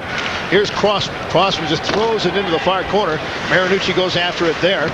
Chevalier lets it go, and in behind the net is Jeff Medill. He couldn't control it. The puck is bouncing, and finally is picked up by the Roadrunners, and they move out. Shoochuk with it. He had it knocked away actually by the linesman there, and the Grizzlies send it back in to the zone. Here's Brian Chapman with it. He sends it up to the line on the far side, picked up by Chevalier. Chevalier kicks it ahead, tries to move by Circa. Chevalier and Circa go into the corner. Kaminsky back there to help him out. The puck is on the ice. Nobody can pick it up. Finally, it's picked up by Redmond. And there's going to be another penalty. And we've got a roughing penalty coming up, or a boarding penalty. I'm not sure what they're going to call it. As moving to the penalty box is Keith Redmond. Giving him a roughing or a boarding call. Kind of an innocent play behind the boards there, but coming in from behind. There's Redmond coming in from behind, and he hits Nolan Rochefort. No, he hits Jan Kaminsky in the back there and knocks him down to the boards. And that's a situation where the referees are trying to protect the players when the play is along the boards, that in a situation where they could be injured seriously going into the boards, especially when they don't know a check is coming from behind. But the Grizzlies go back on the power play here. Another opportunity. This is their fourth opportunity, I think, Steve, in man opportunity or power play opportunity to get themselves on the board here. Here's Kip Miller feeding it into the right wing corner. Brickley lets it go. Here's Jeff Medill. He's hit by Snell, and the puck comes loose to the near side. Kip Miller up with it again, trying to feed it along the boards. He's having trouble controlling it. Comes loose, picked up by Brickley, but it was nice defensive play by Bilesma. Bilesma overskates it, but he did get it out of the zone. Here's Anderson. Nice move as he put Vachon on the ice. Anderson to Miller. He has Brickley moving into the corner. Gives it to Brickley. Here's Brickley. He couldn't control it. Picked up by Phoenix, and they send it off the glass up into the crowd, where a loyal, faithful fan from Littleton picked up that loose puck. Happy Littleton fan. The Phoenix Roadrunners fan. They're trying to steal it from him. The Grizzlies on the power play, as we talked about before, they need to get the puck into the zone and get possession. They have their top power play out there, although Butch Goring has made a change here, and he's got Milan Tichy and Gordonine at the point with Jan Kaminsky, Vasiliev, and Chris Marinucci. So he's gone to his second unit here, but winning the face-off is important here. Possession, get that puck moving around so that you can get the shot to the net. Well, the face-off is controlled by Phoenix. Cowie puts it in the corner. Finally, it's sent off the glass and down the ice.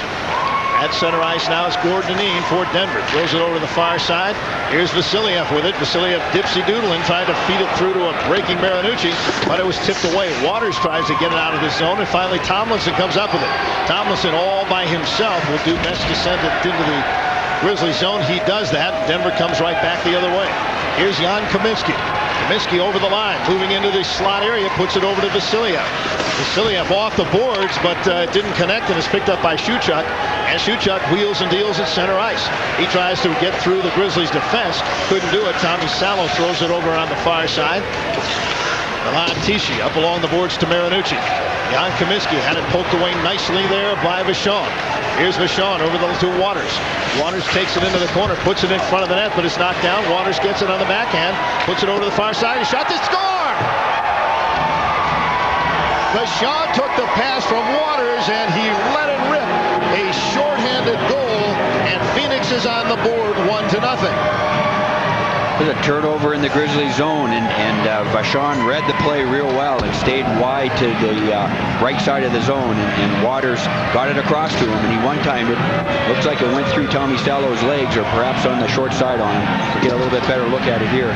Waters sees Vachon out there, gives himself a little space, and Vachon fires it, and he beats Tommy Salo to his glove side on the short side of the goal.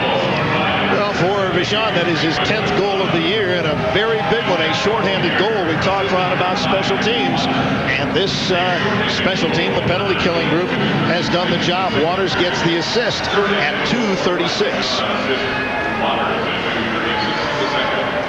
So we'll see what the Grizzlies do to counter that, as they still have a power play, although it is just for 10 more seconds, and they have trouble getting it underway. Here's Kip Miller. Kip Miller tries to leave it there for Armstrong. Back to Miller over to the far side to Simon. A quick shot, Circa, and a nice diving play by Chapman deflects it into the corner. As they bump along the boards, puck comes loose. Armstrong trying to control it. He's being watched there. Armstrong up with it, takes it into the corner, thrown down onto the ice. Puck is still in the corner, and finally it's picked up and out moves Phoenix, and they just send it down into the Denver zone as Redmond tipped it down there. Jason Simon on the ice now as he had the puck bounce off his stick. Tips it into the corner. He and Straub battle into the corner for it. Simon ties up Straub. They get their sticks up. The gloves up. There's going to be a penalty, I think, against Simon, as nothing comes of it. Straub wants no part of Simon. Simon trying to goad him into something. Chapman moves in. And Jason Simon will be going to the penalty box. We'll see if there's anything else, but the Chief is on his way. We'll tell you about it after we take this time out. Prime Sports Network.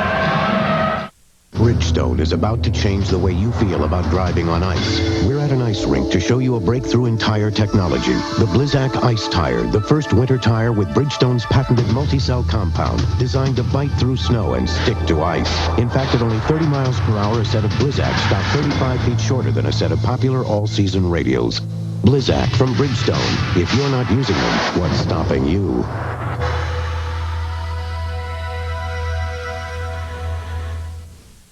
The all-new Subaru Impreza Coupe has dual airbags and crumple zones to help you survive accidents. but its real beauty is helping you avoid them. Subaru all-wheel drive is the ultimate safety feature, transferring power automatically from the wheels that slip to the wheels that grip. It's the kind of safety no one can afford to be without, and at this price, no one has to be. Available now at Burt Subaru, the largest volume Subaru dealer in America. Burt Subaru, 5300 South Broadway. Well, Ron Graham, Jason Simon trying to stir things up, trying to get the Grizzlies to get going. He and Straub go into the corner, and you can see right there Simon ties him up, trying to get a confrontation. Straub smartly doesn't get suckered into it and ends up with Simon, the only man to go to the penalty box, and another power play now for Phoenix, as roughing is the call.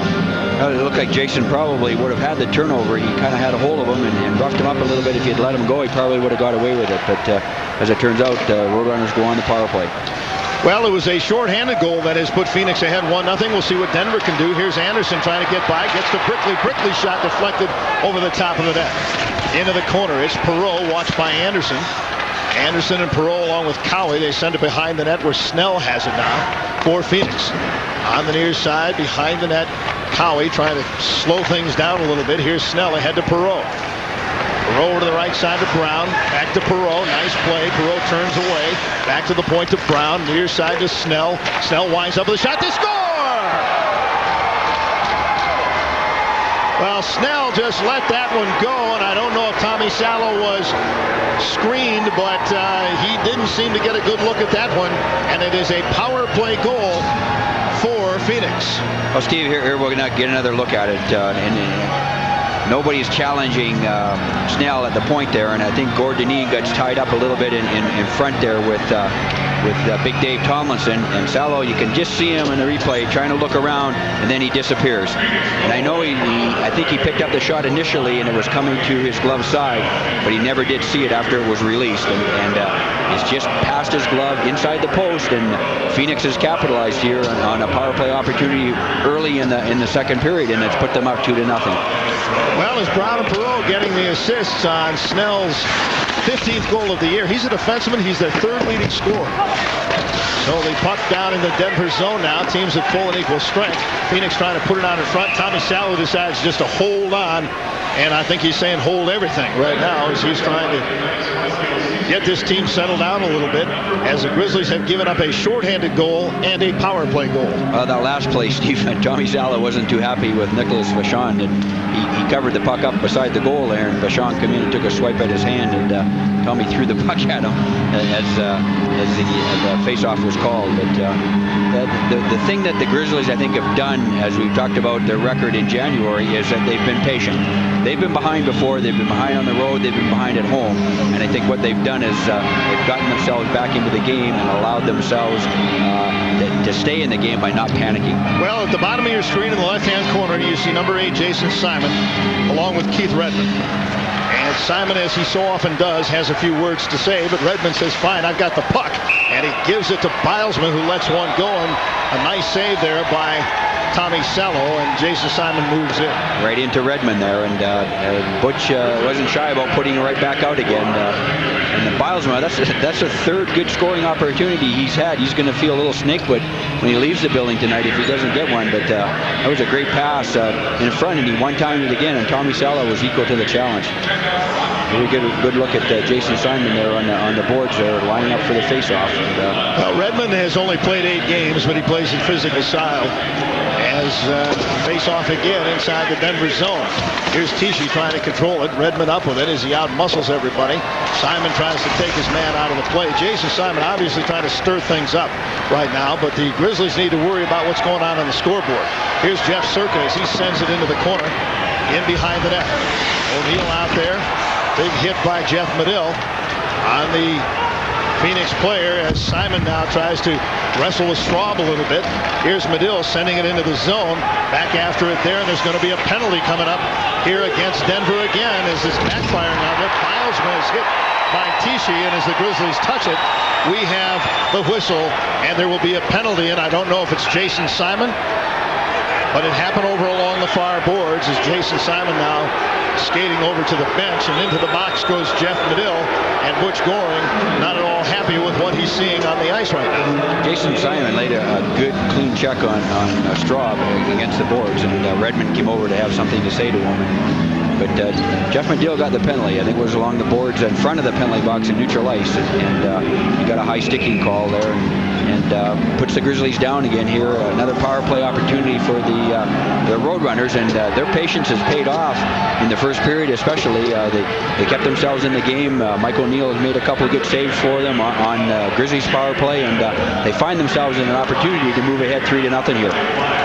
Well, we'll see what they can do as the body's still flying. Jan Kaminsky throws his weight around and hits Snell, but the Denver Grizzlies are able to send it down the ice.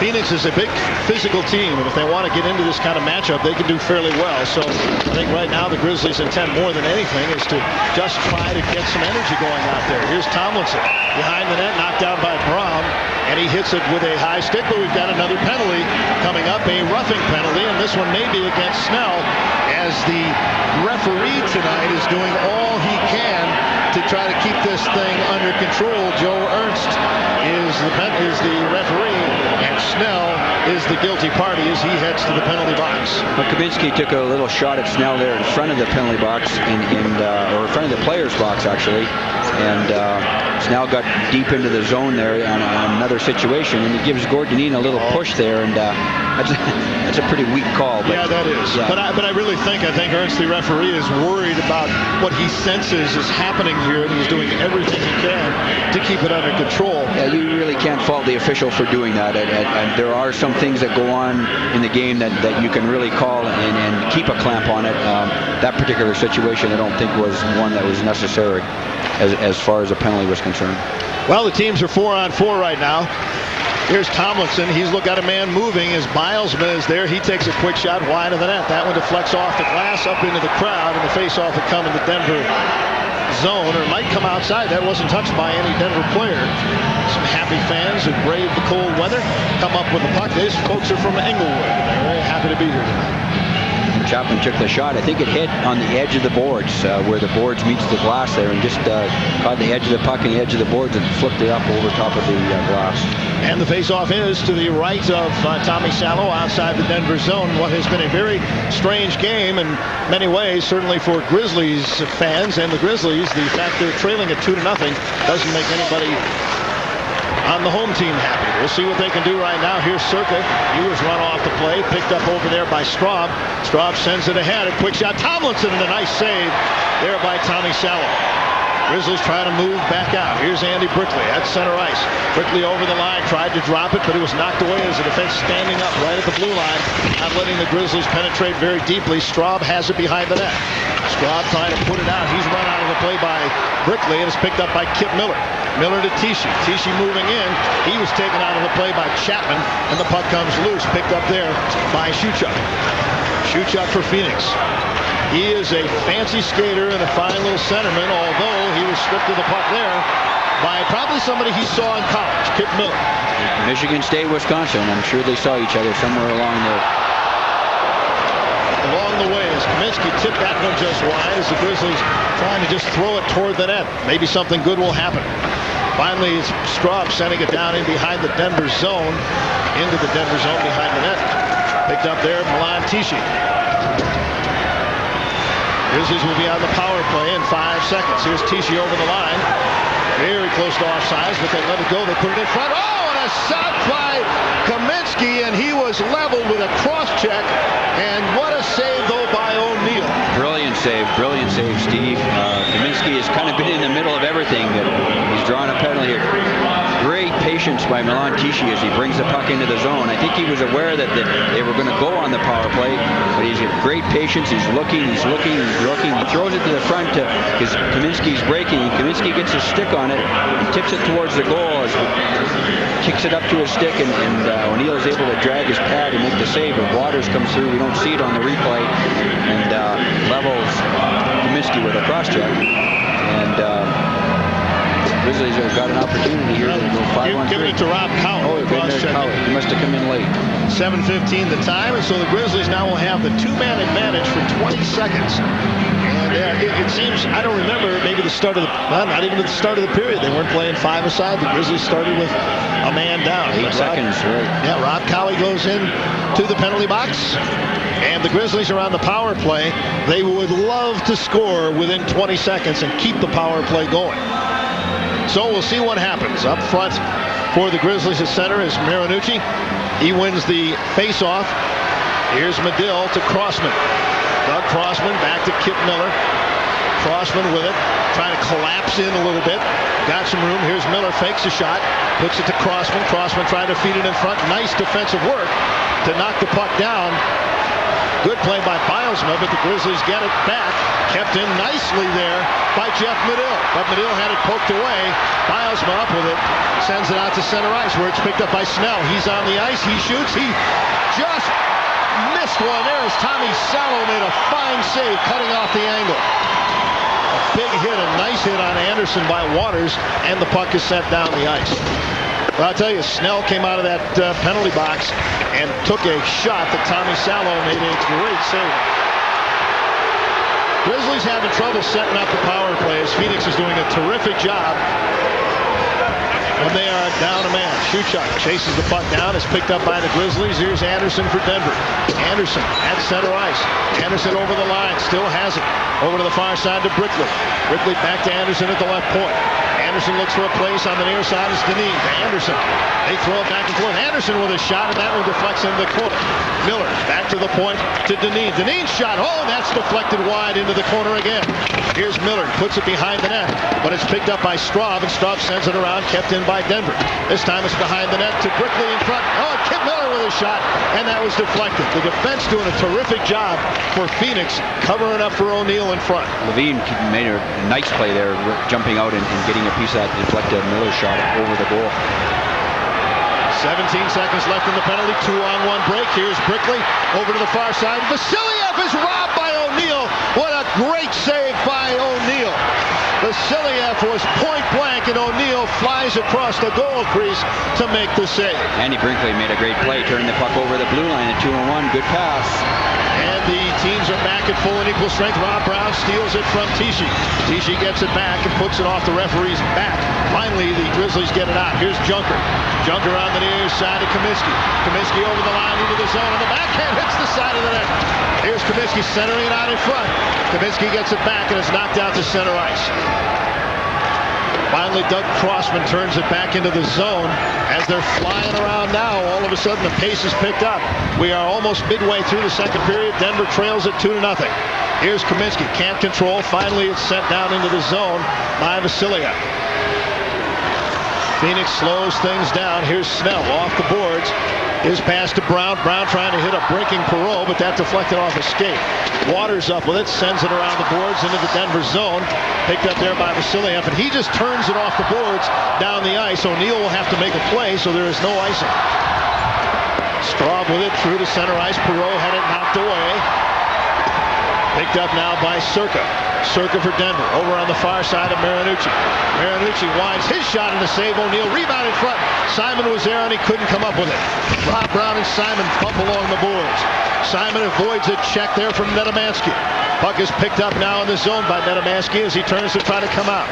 Kept in. Oh, almost kept in. I'm sorry. As Circa fanned on the pass as he was trying to keep it in the zone. Rob Brown forechecking. Here's Marinucci now for Denver. Marinucci at his own blue line, and he had it taken away by Brown.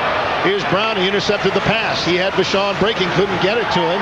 Finally, Straub has it and sends it down into the zone, and there's going to be another penalty with a sprawling Vachon in front of Tommy Salo. We've got action all over. We'll come back and tell you about it after this timeout. There's your score. Grizzlies 2, or Grizzlies nothing, Roadrunners 2.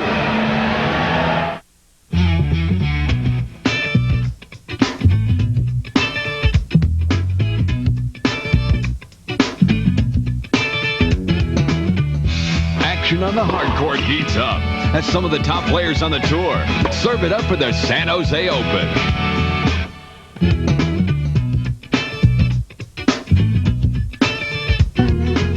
The San Jose Open. Coverage begins Saturday at 3 Central, 2 Mountain, live on PSN. Alley-oop to Rowe. Rowe. Showtime, baby. College hoops excitement. PSN's got the home court advantage with the Pac-10, Great Midwest, and WAC conferences. Inside Candy, with the slam. He got it. College basketball this season on PSN. We are back to McNichols Sports Arena, and the penalty to the Grizzlies has gone to Tommy Salo. Here we get a look at Tommy in the drink of water. He dumped Nicholas Vachon in front of the net, and it was a little bit of a payback, I think, from earlier in the period when Vachon had chopped Tommy Salo's hand there when he was covering up for a face-off. But unfortunately for the Grizzlies, it's put them in a hole again. They've got another penalty to kill. Well, the Roadrunners have scored a shorthanded goal. They have scored a power play goal and now have another power play opportunity as the battle for the puck is in front of the Roadrunners net. Here's Snell with it. Over to the far side. Cowie fires it around the boards. Brown keeps it in. Puck is loose along the near boards there. Back to Snell over to the far side. Here's Cowie with the drive. Ooh, that went off a skate. Deneen's skate. Puck in loose in front. Oh, and they cover up as the puck took a funny deflection off of Gord Deneen's skate, and all alone in front of the net was Rob Brown, I believe. Well, Cowie gets the shot off, and it hits Gord Deneen's skate, and it goes straight to the boards and comes straight back out. And Gord can't get a piece of it, and Tommy can't cover it. Brown comes in for a backhand, and he puts it right into Tommy Salo's belly. So that was a fortunate break, actually, for the Grizzlies, because going off a Gord Deneen's skate, coming out in front like that, a lot of times in the power play, when you dump it to the front like that and it hits the skate, it goes directly at the net. The Grizzlies this time were fortunate in that it went wide, and Brown wasn't able, when he got the puck, to put it over Tommy Salo. Well, the Roadrunners now have the face-off in the Denver zone, and is controlled by Phoenix. They lose it. Here's Andy Brickley with it. Brickley over to the far side to Anderson. Anderson over the line, takes a quick shot. Rebound is kicked aside by Cowie. O'Neill makes the save again. He has been terrific in the nets for the Roadrunners tonight. Here's Cowie. His pass deflected by O'Neill, but it comes loose to Snell. Snell puts it into the zone offside.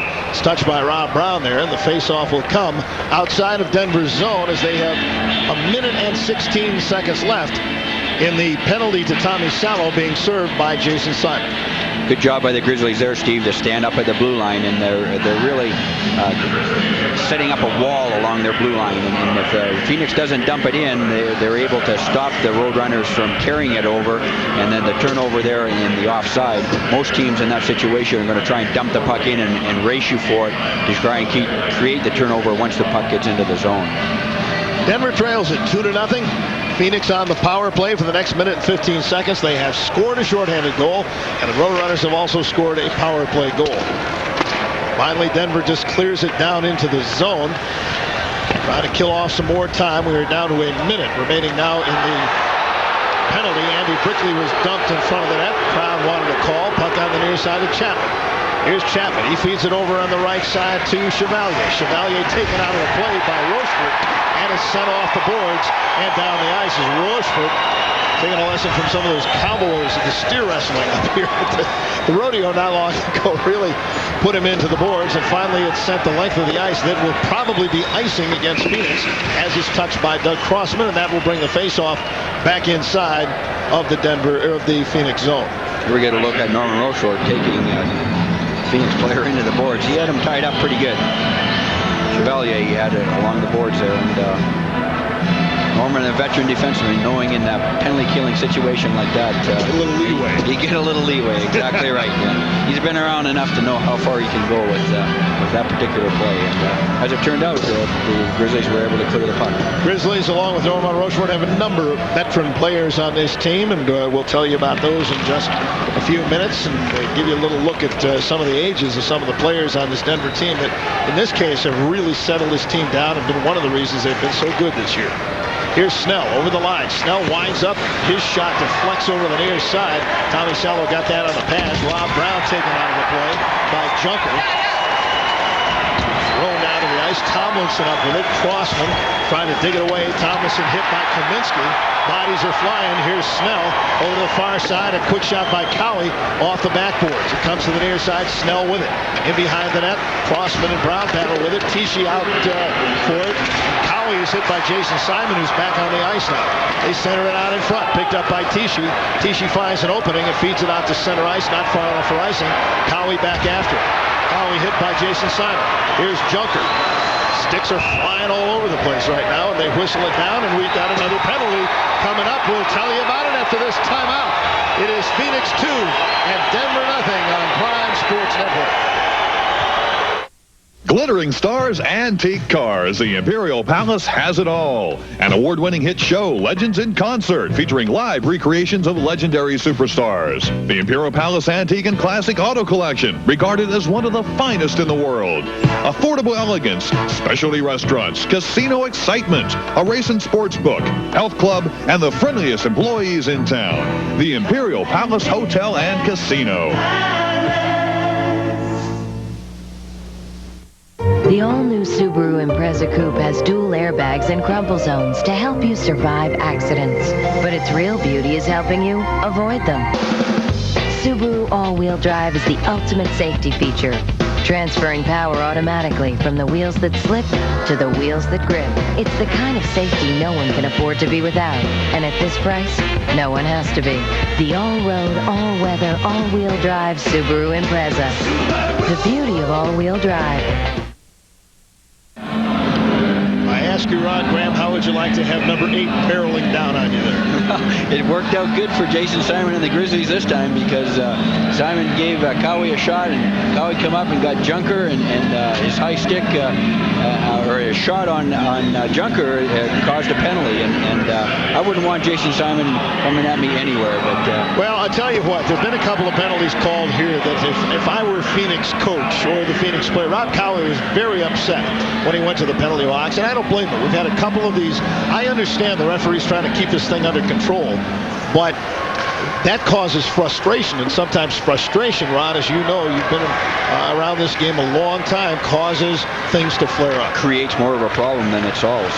All right, we'll see what the Grizzlies do. Here's Doug Crossman, the veteran, over on the left side to Marinucci. Marinucci turns. He's hooked off the play by Waters. In behind the net now it's Andy Brickley. Brickley back to Marinucci, hops over his stick. Grizzlies couldn't control it.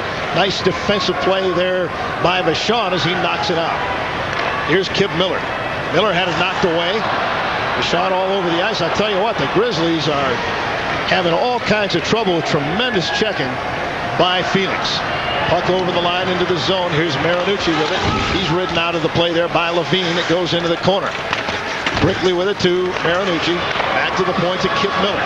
Miller looking for an opening over to the far side. Here's Anderson. Anderson tried to feed it to Brickley to tip it, but it didn't work. And finally, it's picked up by Phoenix, and they send it down the ice. Anderson really didn't take the shot. It was more of a pass, looking for the deflection. He was, and Brickley got a stick on it and got the deflection. He didn't get it at the net. It was high and wide of the net.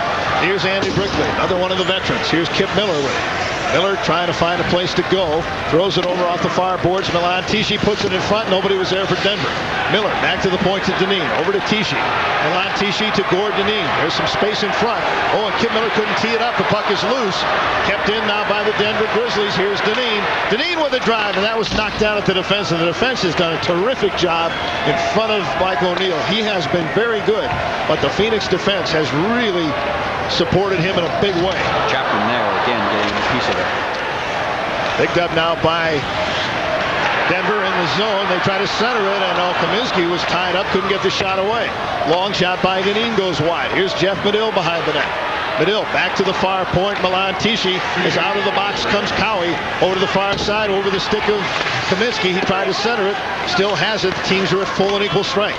Here's the puck back to Dineen. Dineen in front, a quick shot by Vasiliev, and that one went wide. And finally it's sent out to center ice, down into the Denver zone. Cowie will chase it down, but instead he will go to the bench as Phoenix changes on the fly. Here's Denver. Vasiliev over the line. Tied up by Snell. Gets in front. Oh, and he puts it over the top of the net and into the crowd. And a very upset Andrei Vasiliev as he had beaten his man, but to no avail. As Denver having trouble getting the puck in the net. They trail the Roadrunners 2-0 on Prime. The Grizzlies hockey team is out of hibernation, and Guard Sports is your official outlet for all the bare necessities. Grizzlies gear at great savings. Guards has the widest selection, quality service, and low prices. Guards carries Grizzlies apparel and caps from both Nutmeg Mills and the game. Gotta get it now! Choose from the full line of gear from #1 Apparel and Logo Athletic. Guard Sports is your official outlet for everything you need to cheer on the Grizzlies hockey team. For all the bare essentials, you gotta get to Guards. Gotta get to Guards! The all-new Subaru Impreza Coupe has dual airbags and crumple zones to help you survive accidents. But its real beauty is helping you avoid them. Subaru all-wheel drive is the ultimate safety feature, transferring power automatically from the wheels that slip to the wheels that grip. It's the kind of safety no one can afford to be without. And at this price, no one has to be. The all-road, all-weather, all-wheel drive Subaru Impreza. The beauty of all-wheel drive. 8 kids join the Denver Grizzlies Subway Sub-Cub Club. And I won't say that fast 3 times. And get a free Grizzly souvenir cup. Get to be Subway's guest at a select Denver Grizzly game. Visit a participating Subway store and join free when you buy a kid's pack. The next Sub-Cub Club night is Sunday, February 19th. The Grizzlies host Fort Wayne. Well, they're making some noise here. See if that helps the Grizzlies as they trail it 2-0 in the second period. 4:07 remaining. Junker runs his man. Puck comes loose. Grizzlies trying to control it. Armstrong couldn't do it. Jason Simon on the ice now. Simon knocks Waters down, and Simon is going to get a penalty. There's going to be a penalty against Denver as Simon just put Waters on the ice. And it is a delayed penalty. As soon as Denver touches it, they will whistle it down. And the Grizzlies... And I think Jason Simon just indicated a dive. Did he not? You went back at Tim Waters. They're trying to goad him into something, and Waters fell down, and Jason took a little bit of a dive there to trying to stir something up, and then maybe a little bit too aggressive in the eyes of the referee, and the Grizzlies are down again. He didn't get another look at it. I don't think he used his stick. No, he just kind of pushed him. Waters took a pretty good tumble there. Well, Jason not happy about it, but again, you're talking about a situation, and it has been both ways. Phoenix has had some men in the box tonight that I don't think on another night might have been there. Well, that one parallels the Cowie penalty a couple minutes ago, that's for sure. So it's like you say, Steve, the frustration level is something that the referee can create in the players by making calls like that, and it can be worse than trying to keep control of the game. All right, we'll see what they do on the power play, and here's Rob Brown moving in. Brown with a shot, and it's high and wide. Out to the near side. Cowie couldn't keep it in. Knocked down by Anderson. Nicholas Anderson for Denver. Over the line into the zone. He leaves it now for Rochefort. Oh, Norman Rochefort trying to do some fancy stick handling. Knocked it away, but they got the job done, and that is having the puck down in the far zone. Nice play by Anderson as he strips Perreault. Anderson gets it back now to Gord Dineen, over to the far side to Rochefort. Rochefort finds the open spot, sends it right out O'Neill, who had to make the save. Here's Snell. Puck on the near side. Dineen couldn't pick it up. Tomlinson moving in. Tomlinson's pass knocked down by Perreault, but he couldn't get the stick on it. And it's over on the near side to Snell. Snell putting it in front. They had Perreault set up, but they couldn't get the puck through to him, and it's finally picked up by Denver.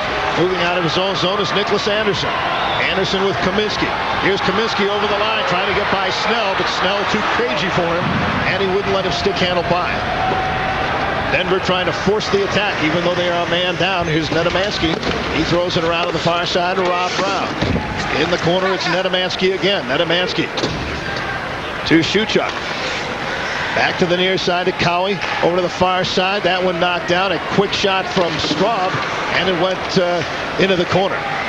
Good work by Rob Brown to come up with it. He's hooked off the play. No call. Lantishi trying to move in there. Finally, it's picked up by Denver. And a nice move by Junker, who's as quick as anybody on the ice. He gets those legs churning, and he sent it down the ice. Minute 57 left in the period. 10 seconds left in the Jason Simon penalty. Here's Shuchuk.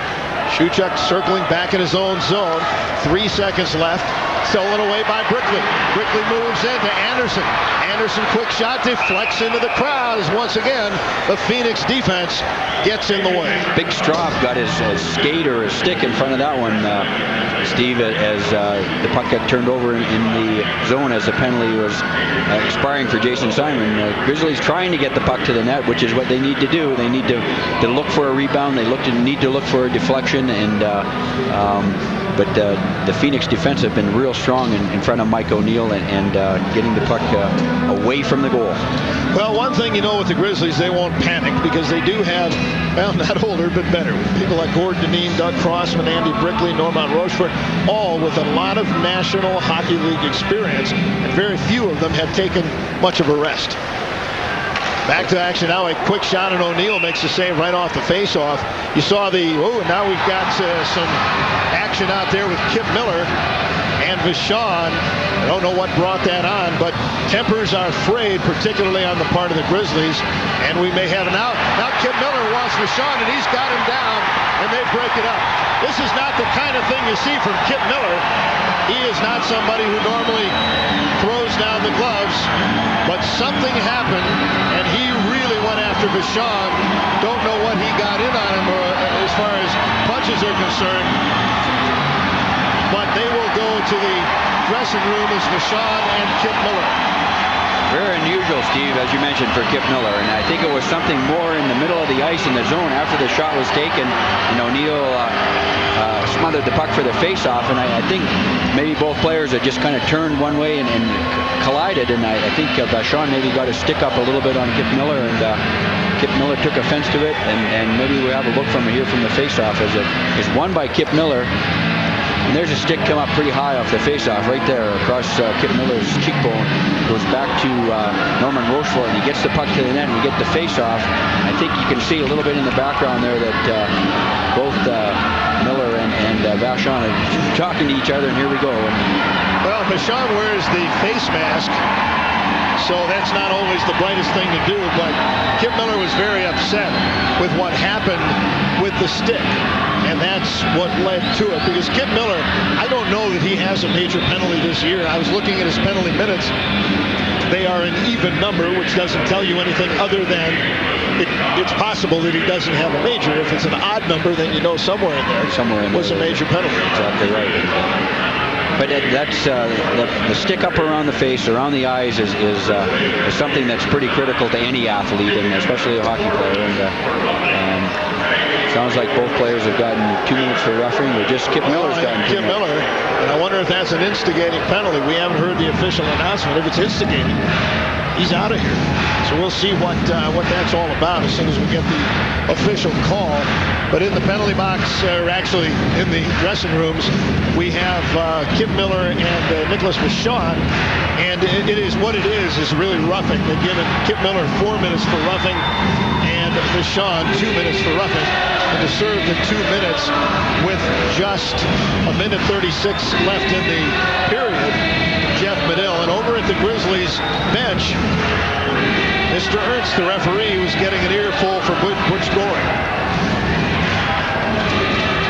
So it's power play time again now for the rest of this period, if the Grizzlies can kill it off anyway, for Phoenix. A minute 29 left. Gordon Dineen finds an opening and sends a sandwich down in the far corner. Rob Cowie moving out now for Phoenix, being watched by Anderson. Anderson has been out there a lot tonight. Here's Perreault with it. Perreault over to the far side to Rob Brown. He and Tomlinson. Now you have Brown in the corner, takes a quick shot. That's kicked away by Salo. Here's Snell out at the far side. And without a stick is Gordon Dineen, so the Grizzlies are really down a man and a half right now. Back out to the point, it's Snell. Snell over to the far side to Cowie. Snell with it again. Snell has a goal tonight. Cowie tried to feed it through, and a nice play by Nicholas Anderson does two things. Clears the pressure and allows Gordon Dineen to get off the ice and get at least 4 players with sticks. With sticks out there, exactly. Pass intended for Perreault, knocked away by the Grizzlies. Here's Junker, couldn't see the pass coming to him. Snell's back after it as O'Neill gives it to Snell. Goal scorers tonight for Phoenix. Vachon, who is out of the game temporarily after that little scrap with Kip Miller, and Snell. Vachon a shorthanded goal, Snell a power play goal. As we are down to 17 seconds left in the period. Here's Rob Brown over the line. He gets it to Snell. Snell feeds it through. It's deflected. Knocked down in front. It comes into the slot. Here's Snell over to the far side. Cowie takes a shot. That's way wide. Comes to the near side and out into the center ice area with 1 second left. And the period comes to an end, but it was not a good one for the Denver Grizzlies. 2-0. Phoenix leads Denver after 2 periods of play as the Phoenix Roadrunners have played a very strong defensive game tonight. They've done a good job, Steve. They really have. O'Neill's made a couple of real good saves, both in the first and the second period. They've taken penalties. The Grizzlies have had opportunities on the power play, and they're the leading power play in the International Hockey League, but they haven't been able to capitalize. And the Phoenix has come in here, and for 2 periods anyway, has played the game that they would like to have played, considering the circumstances of the standings and their position behind the Grizzlies. Well, we will take a quick timeout as the Phoenix Roadrunners, after 2 periods of play, are handling the Denver Grizzlies 2-0 on Prime. Give me a draft. Cold filtered beers are smooth, but they're nothing new. How about an ice? Ice beers start cold, but most are heat pasteurized. Not cool. Bud Ice. That's why Bud Ice is ice brewed and cold filtered to start cold and stay cold. Get real cold with icy smooth Bud Ice and new 96-calorie Bud Ice Light. What more could you want? It works. Simple Green, it works. Really gets down and works. Simple Green All-Purpose Cleaner is a powerful, economical concentrate. Full strength or with water, it cleans everything from kitchen counters to greasy engines without any bleach or abrasives. Who needs harsh cleaners when there's Simple Green? It works. Simple Green, it works. Really gets down and works. Simple Green keeps your world clean. Thank you. It's here. And buffalo wings. There's something new from Pizza Hut. I'm not eating any buffalo's wings. Buffaloes are an endangered species. If they're endangered, why are we eating them? Well, My dad's back is hairy like a buffalo. Thanks for sharing. How do they fly with these little wings? They don't fly at all. Thanks to people like you, Dad. Buffalo wings, hot or mild, either way. Just $4 for a dozen delicious wings. Tastes just like chicken. Thank you. You'll love the stuff we're made of. And welcome back to McNichols Arena in our second intermission. You know, if you're a hockey fan, you are well aware that from 1979 to 1983, there was not a better hockey team in the world than the world champion New York Islanders. 4 straight Stanley Cups. And one of the reasons they became a Stanley Cup champion, according to their coach at the time, Al Arbour, was a trade that was made in March of 1980, right before the trading deadline. A trade with the Los Angeles Kings that brought Butch Goring from the Kings to the Islanders. That was the final piece of the puzzle, according to the coach. And here's some reaction from another very important man, Billy Smith and Al Arbour. I think the biggest thing that we ever got to come to our hockey team was Butchie Goring. He helped with our penalty killing on our power play, and he was just probably the best guy we had in our hockey team to get guys together and keep the morale up. There's a lot of pressure on the young kids. We wanted to relieve some of that pressure, and the reason we got Butchie was to relieve some of the pressure on Brian Trottier and some of our other kids.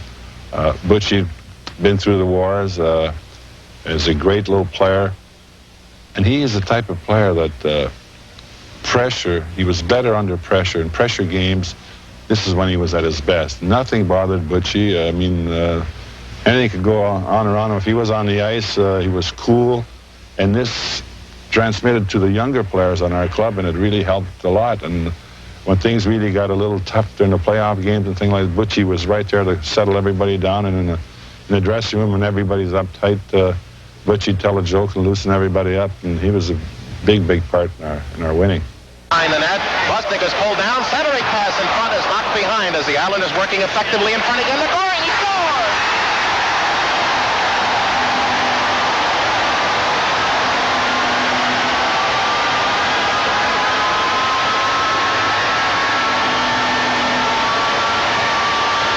Lane gets his own rebound. He's checked by loose centers. Goring shot. Score! Butch Goring! Butch Goring from Gordy Lane as Sauvé had a piece of it. It trickled by him. He lost sight. He was screened by Dunn. And the Islanders lead it 1-0. Still in the third period. Just about 3 minutes later, a face-off, and Goring comes up with the rebound off the post. And it's all tied up at 3-3. 6:34 of the final period of regulation time.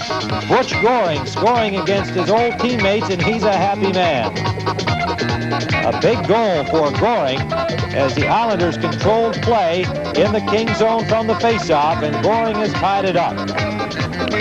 Well, he was number 91, went from 19 to 91 there at the New York Islanders. And do you remember those goals? A lot of guys do remember when you see them. Well, I remember pretty much all of them. It's been a few years, but certainly you remember the good ones. And I remember the goals that I scored with the Kings, and I certainly remember the playoff goals with the Islanders. Those what do they call the good old days? They were the good old days, but I'll tell you what, that was a dynasty. The New York Islanders, 4 years in a row. And as Al Arbor has said, you were the final piece of the puzzle, and I kid you about that. But at the same time, you did bring a veteran leadership and a special teams expertise, and that was one of the things that you really bought and sealed this team. Well, I think I was a fortunate guy at a particular time. They had a great hockey team. You know, a lot of people give me a lot of credit for helping them win their first Stanley Cup. But as you recall, Steve, the year before, they were first overall. They had a gazillion points. They had a tremendously good hockey team. And I think they just needed someone in there that had a little maturity, had a little roughness to them, had some imagination, some fun, and maybe that was the biggest thing they needed. You played in Los Angeles during the days of the what do you call it, Forum Blue or whatever Forum? Forum Blue, Forum Gold. They were purple and gold is what it really was, and kind of languished out there in the shadows of everybody else. What was it like going from being an by the way, this is a hockey team to a world champion? Well, it was an easy transition. Certainly, we were far from the only game in town when we were in L.A. I mean, with the college, the pro football, baseball, I mean, you name it. I mean, we were behind the high school basketball team. So it was very, very difficult in L.A. But once we went to the New York Islanders, it was all hockey. It was all business. It was all winning. It was a wonderful experience. Was there anyone, I guess sometimes we all remember the first of everything in our lives, and often that was the best one, but it was Philadelphia the first time. And was that kind of something that even though there were three more with, I think, Minnesota and Vancouver, and who else was it? There was... well, it beat Minnesota in the that's right, Minnesota. Year. Yeah, one of the better years. Was there anything better, though, than that first one? No, I don't think so. The first year is always very special, but there are no bad Stanley Cups, Steve. They're all a lot of fun. They're very, very enjoyable, and at some point in time, I hope I can get one as a coach.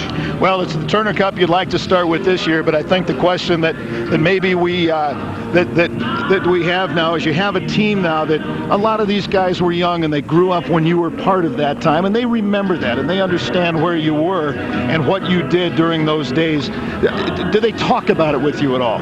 Well, there's always lots of conversation, particularly at playoff time. You know, they want to know what it was like, what the feeling was, how wonderful it was to win a Stanley Cup, what the reaction was with everyone around you. So that's when it's brought up most of the time is, when there's playoff fever. Well, I tell you what, this is a man who has certainly shown his expertise as a coach, and you got a tough two-game series with Phoenix, and we'll finish this one tonight and get after it tomorrow. Well, absolutely. We better get our butts out of here before we won't be around to finish it. All right, Butch Goring, of course, everybody knows the coach that has engineered what has been a remarkable first season for these Denver Grizzlies, and he understands about championships, and that's one of the reasons he is here. We'll come back, have the third period for you. It's been a good one right here at McNichols Arena on a cold, snowy night in Denver.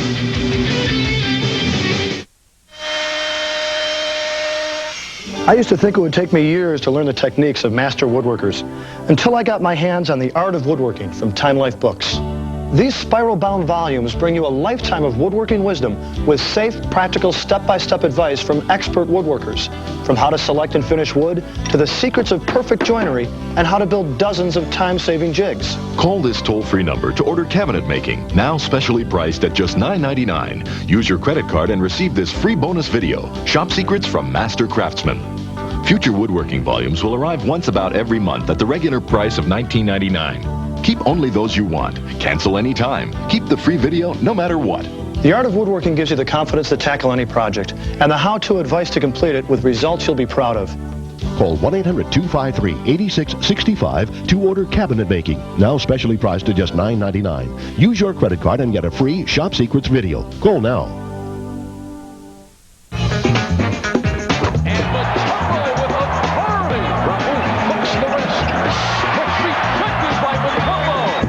Gets it inside on the alley-oop, stops, he pops, he hits. Ladies and gentlemen, you've seen a part of NBA history. Pouring it on. This is an upset they'll be talking about for many, many years. There he goes again, all the way, watch out. The Nuggets all season on PSN. Well, we don't see the Grizzlies on the short end of too many scores here at McNichols Arena, but after 2 periods of play, it's the Phoenix Roadrunners taking advantage of special teams to lead Denver 2-0. Ron Graham, this is exactly, I think, the kind of game that both coaches thought it might be. They're very cautious, and Phoenix obviously taking advantage of some big breaks. Well, I think a lot of people, Steve, won't equate patience to athletics, but Phoenix has played a very patient game. They've capitalized on a shorthanded opportunity, and they've capitalized on the power play, and it's got them up 2-0, and it's the kind of game that they've needed to come in here and play. Well, it happened very early on when Redmond went off for a boarding penalty at 57 seconds. Grizzlies were on the power play, but the wrong thing happened. Well, Tim Waters capitalized or grabbed a turnover in the Grizzlies' end and got it to Nicholas Vachon, and he one-timed it past Tomisalo on the short side. Waters gets the assist on the goal. It came at 2:36, and as we said, a shorthanded goal. Later in the period, Jason Simon went off for roughing at 3:31, and the Grizzlies were trying to take advantage of it. Brown got the puck across to Chris Snell, and he just pounded it at the net. And you can see on the replay there with Tomlinson in front and Gordonine in front, Tomisalo didn't get a good look at it, and it just went inside the post by his glove hand. Well, it's a power play goal, and getting the assist, Brown and Perreault, so they are on the board as far as scoring is concerned. So this has been the kind of game it has been. It's not been a track meet. We knew Butch Goring did not want to get involved in a track meet, but it has been certainly in favor of Phoenix. It really has, Steve. They've done what they've needed to do. They've come in. The defensemen have done a good job in front of Mike O'Neill. Mike O'Neill has made a number of very good saves at both, as we mentioned earlier, in the first and the second period. And they've done what they've had to do in front of them. The defensemen have cleared the puck. The defensemen have blocked shots, and they are ahead 2-0. Well, I tell you what, it is a game full of penalties. We have had no major penalties in the game, but each period has been littered with minor penalties. A lot of special teams play, obviously, as we said. That has led to the 2 Phoenix goals, the shorthanded situation, and, of course, the power play situation. We agree with an official trying to keep control of a game, but I think tonight on both sides, I think Phoenix and Denver have been given penalties that maybe weren't warranted. There's been a couple calls, certainly on both sides, Steve, as you mentioned, that really have been on the part of the referee to keep the game in check. He's really called a couple of ticky-tack calls, and I think, as we mentioned earlier, the players get a little frustrated with that, and that may create more problems as the game goes along. But he's tried to keep it in control. He knows the importance of the game for Phoenix, and but I think, as you mentioned, a couple of the calls have been a little ticky-tack. We've seen Jason Simon on the ice tonight, and obviously Jason Simon has had a few goes with these Phoenix players. We remember being down there the night after they had a wild one here. He is out there trying to stir things up, and I understand that philosophy, but I would imagine Butch probably will rethink that a little bit, knowing how tightly Joe Ernst is calling the play. Well, I think he's got to, no question about it. Jason has taken a couple of penalties that were really not good calls, let's face it, and he's drawn the Phoenix players into one, so he's kind of -1 from that standpoint, and the Phoenix has been patient. They've kind of skated away from a few of the situations, and they know that's what Jason Simon wants to do, and they've come out on the power play advantage. Well, it's going to be very interesting in this third period. The Grizzlies are going to come out, obviously, looking to get on the scoreboard, looking to tie this up. If they don't do that, the final 5 or 6 minutes of this game might be somewhat interesting. But we'll have it all for you as we continue from McNichols Arena on a very cold and snowy night in Denver on Prime. The Grizzlies hockey team is out of hibernation, and Guard Sports is your official outlet for all the bare necessities. Grizzlies gear at great savings. Guards has the widest selection, quality service, and low prices. Guards carries Grizzlies apparel and caps from both Nutmeg Mills and the game. Gotta get it now! Choose from the full line of gear from No. 1 Apparel and Logo Athletic. Guard Sports is your official outlet for everything you need to cheer on the Grizzlies hockey team. For all the bare essentials, you gotta get to Guards. Gotta get to Guards! It is vitally important that we all support the Humane Society of the United States and its proposed ban on breeding dogs and cats. Too many dogs and cats are sentenced to lives of misery, and too many animals are sentenced to death because they are being bred without regard to reliable placement in responsible homes. It costs up to $100 to handle and euthanize one animal. Now, if we know that 8 to 10 million animals are killed annually, it's costing us, the taxpayers, more than $800 million a year. That's a staggering amount of money that we're paying in support of the suffering caused by irresponsible breeding. So starting right now, we have to stop this. We can no longer spend money to kill animals who never should have been born in the first place. We can't afford it on any level, ethically, morally, emotionally, or financially.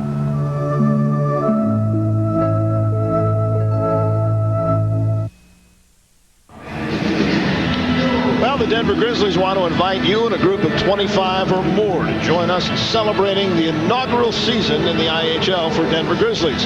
Your group will enjoy the fast-paced excitement of professional hockey at special discounted rates.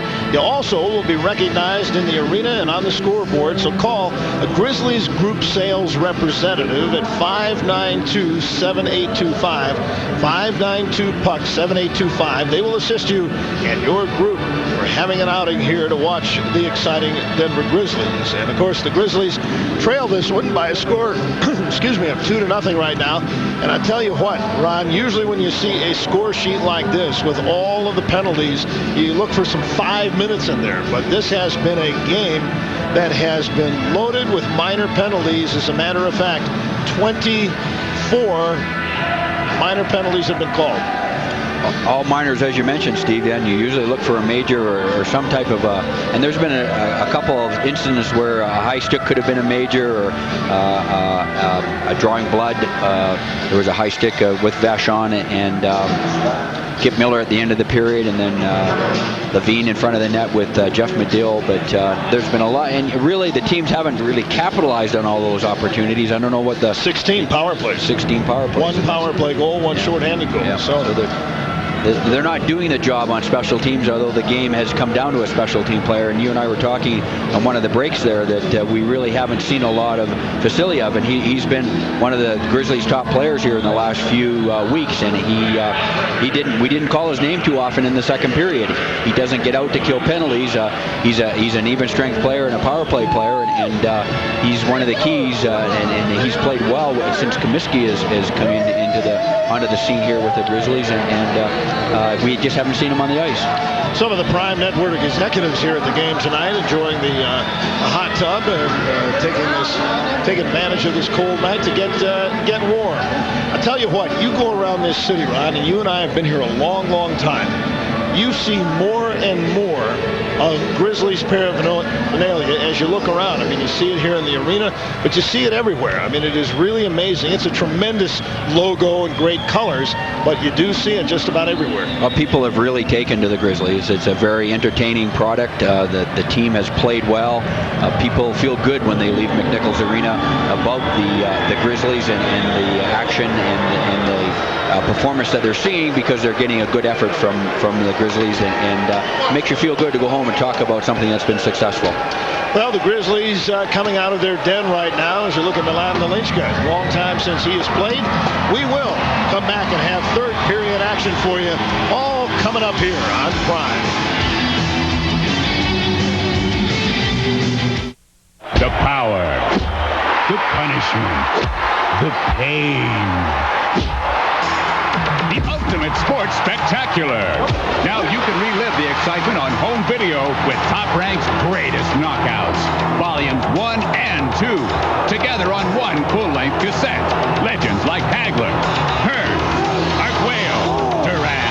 22 knockouts that changed boxing history. The courage, the champions, and the cheap shots. This is non-stop action, up close and in your face.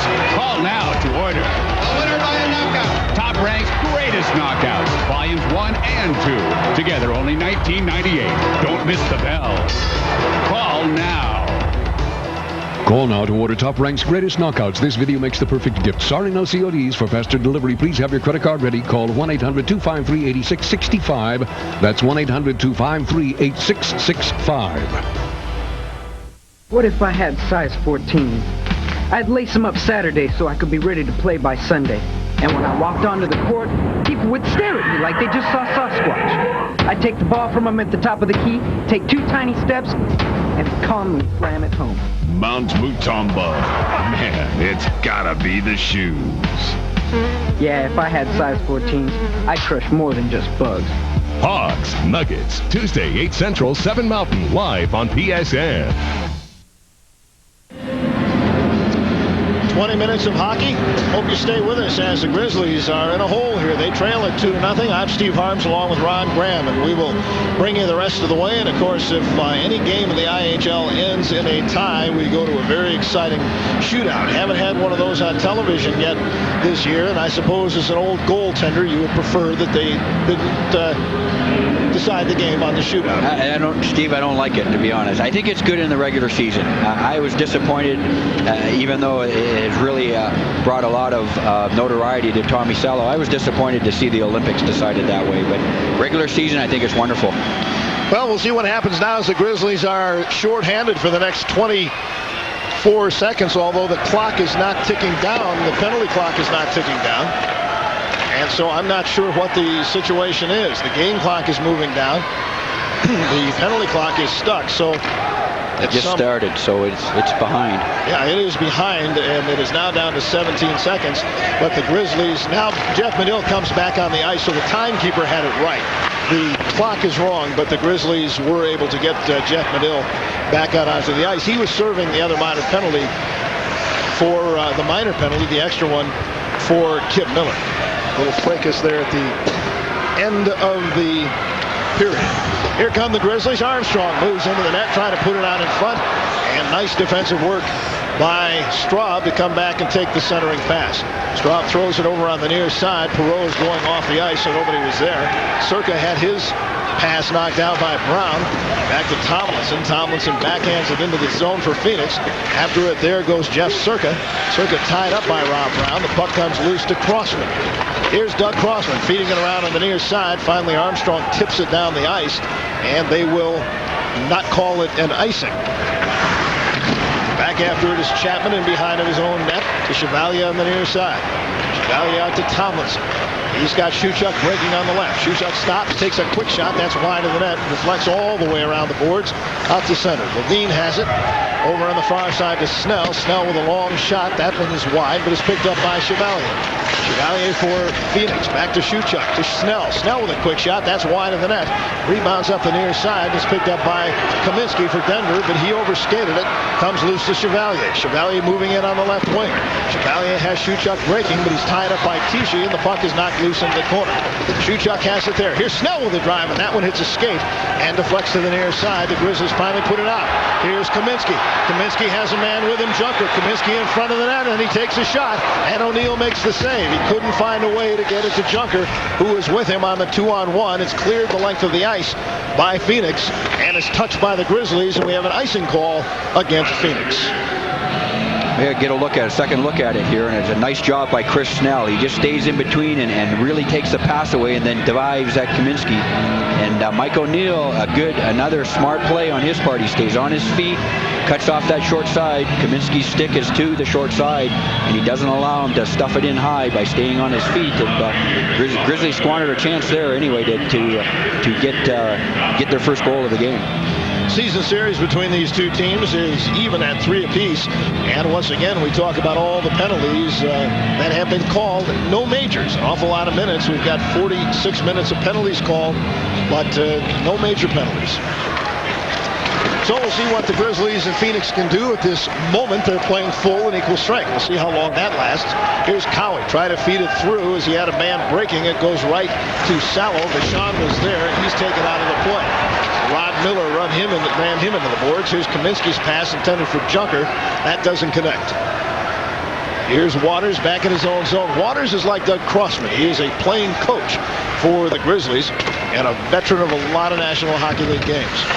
Here's Tichy in the Denver zone. He puts it off the boards out to Kaminsky. Kaminsky on the near side. Vasiliev couldn't control it. Puck comes loose. Vasiliev is hit along the near boards, but the battle for the puck is won by Vachon and is picked up now by Kaminsky. Kaminsky looking for somebody to give it to. He has Vasiliev moving. He tips it into the corner. Back after it there goes Straub. Straub in the corner, had it taken away for a moment, but it's picked up by Vachon, who's all over the ice. Here's Crossman feeding it quickly ahead to Jeff Medill. Medill turns it back into the Roadrunners zone. O'Neill leaves it there for Straub. 2-0. The Phoenix Roadrunners over the Grizzlies. Phoenix has a shorthanded goal and a power play goal. And they send it down the ice. And I don't know, Ron, if they'd be content to sit on a 2-0 lead. But we will see. They are an explosive scoring team, and the Grizzlies have just not been able to connect tonight. Here's Anderson into the zone. He had it knocked away. It comes out of the zone. He has to turn and backhand it into Phoenix territory. Picked up there by Chapman. Chapman sends it in behind the Denver net. Tommy Sallow leaves it there. Tremendous support given O'Neill by the Phoenix Roadrunners defensively. Here's Marinucci. Tried to feed it through. Marinucci hit by Levine and knocked heavily into the boards. And Medill went into the goal post, I think, or collided with Chapman. Medill is down inside of the Phoenix zone to the left of the goaltender, and I don't know what he collided with, but he's favoring that left leg. Here it is. Have a look at it here, and it's Chapman and my goodness, Jeff Medill gets tied up going towards the goal there, and Jeff Medill's left leg gets wrapped around the left goalpost there, and by the look of it, that would be painful. Well, he's off the ice on his own power, has a few words for somebody out there on the ice. It's got to be the referee. Yeah.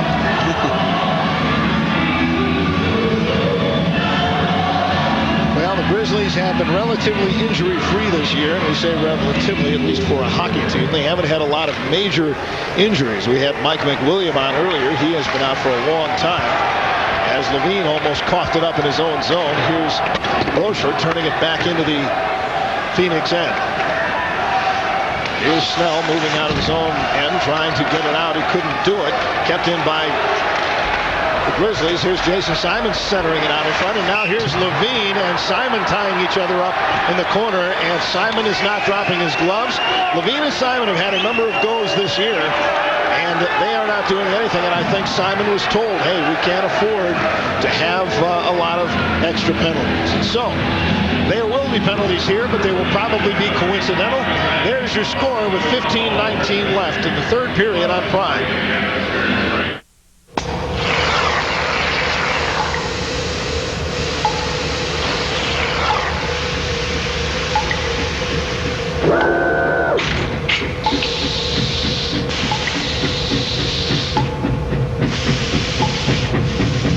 The athletes are ready.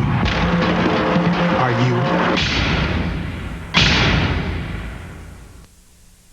Glittering stars, antique cars. The Imperial Palace has it all. An award-winning hit show, Legends in Concert, featuring live recreations of legendary superstars. The Imperial Palace Antique and Classic Auto Collection, regarded as one of the finest in the world.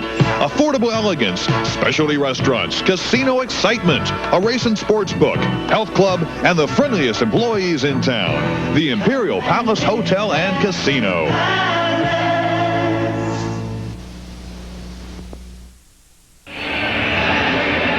Well, you finally had a matchup here between two of the tough guys on the team, and you can see them tying each other up. That's Eric Levine and Jason Simon. But I think the coaches have said something to them, Ron, about keeping their heads. But definitely Jason Simon. They got wrapped up, and it's a good call by the referee, and it really they grabbed each other. It was roughing, and it was something that should have been called and prevented from getting any worse. Well, we'll see what the Grizzlies can do now, Ronnie, with the 4-on-4 situation. Usually they are very happy to have that kind of matchup, but tonight nothing has worked for the Grizzlies, at least offensively, as they trail it 2-0. Puck is sent out to center ice. Andy Brickley out there with Jeff Circa, Doug Crossman, and Kip Miller for Denver. Here's Circa. Circa moving to center ice over the line. He leaves it for Kip Miller. Circa hauled down, no call. Here's Crossman. Crossman with a shot, save O'Neill. Rebound picked up by Waters. Waters turns it around the board. Circa will keep it in. Jeff Circa, the big defenseman for Denver, into the corner to Brickley. Back to Circa. Circa winds, and there is the time I think a coach is saying, remember the wrist shot, because you give the defenseman just a moment to get his stick in front of him. Yeah, it's so easy up here. Exactly. Vachon, he made a wonderful play. Actually, he got his stick on the puck, and here we'll get a look at it here. And as Andy Brinkley gets the puck out to Circa, and Vachon comes across it, gets a pace, and as the puck's going by, you can see Bilesma had slid on the ice as well to try and take away that low one if Circa had got the puck up. So Phoenix is very aware in their zone of trying to get to the fellow that's going to shoot the puck, trying to turn the puck over. 10,000 and change tickets distributed tonight. There are about 3,500 no-shows. The Grizzlies are now 85,000 fans away from breaking the all-time hockey ticket attendance record, and that was in the National Hockey League with the old Rockies. So 85,000 is something I'm sure they'll be able to take care of. All right, puck down in the Denver zone, back to the point. Here's Cowie with a shot, and that one deflects off Tommy Salo up into the crowd with 1:04 left now in the 4-on-4 situation. Something to notice, Steve, as we talked about as the third period started, as before these penalties were called, what Phoenix would do as far as sitting on the lead. And I don't think they're really sitting on it, but as far as in the offensive end, they're being very conservative. They're forechecking two people. And their third man they're keeping very, very high. So if the puck goes beyond those forecheckers and the Grizzlies are coming down on a break of some sort, they've got three people back at their blue line. They will take the advantages or take opportunities if it's handed to them, but they won't force the play. If it's there, they're not going to try and force it. Exactly. All right, let's see what Denver can do now in this 4-on-4 situation for the next minute. On the near side is Andy Brickley out of his own zone. Here's Brickley. He leaves it there for Rochefort. Here's Normand Rochefort to Brickley over to the far side, but apparently we have an offsides call as Don Adam makes the call. This copyrighted telecast is presented by authority of the Denver Grizzlies and may not be reproduced or transmitted in any form without the express written consent of the Denver Grizzlies Professional Hockey Club. Another thing, Steve, I think for the third period, too, with all of the minor penalties, there's going to be some fresh legs out there. There's 3 or 4 players on both sides that haven't seen a lot of ice in the second period, and that'll help both teams as far as their play in the third period if they can stay out of the box. All right, let's see what Phoenix can do with it as they come out there. 4-on-4. Over the line is Straub into the zone. Over to the far side. Tried to put it in front to Tomlinson, but that was knocked away. Grizzlies can't get it out. Kept in by Tomlinson. Back on the near side to Straub. Here's Brian Straub putting it into the corner. Shewchuk there. He's taken out of the play by Tichy and is picked up by Brickley. Andy Brickley for Denver out to center ice. Over on the far side, Milan Tichy. Tichy fakes a shot, tries to put it through, but that was taken away neatly by Snell, or rather make that Chapman, and sent down into the Denver zone. Doug Crossman trying to turn away from Shewchuk. Gets it up to Kip Miller. Miller has it taken away as it gets in the skates of the linesman over on the far side. Teams at full and equal strength as Jason Simon is back out onto the ice. Levine is as well. He goes to the bench. Puck on the near side to Anderson. Quick shot by Miller, but that's knocked down at the defense by Waters. Sent down the ice by Phoenix. That will go to Tommy Salo. No icing on the play as the teams are now at full and equal strength. On the near side is Anderson. He bump passes to Marinucci, who comes out of his own zone. Here's Chris Marinucci, the rookie. Over the line, a quick shot. Rebound was there, but no Grizzly was there to pick it up. As that was, I think, an offside, or that'll be an icing call. But I tell you what, I think that shot may have been deflected just a little bit. We will take a quick timeout. It is Phoenix 2 and Denver nothing with 12:41 left in the third period. You and your family are invited to the world's greatest basketball show. That part is unbelievable. I never seen it like that before. They roll over time. I like when they do funny tricks. I love them. I mean, what's not to love? These guys are great. Come see for yourself. Join the Harlan Globetrotters for family fun that's out of this world.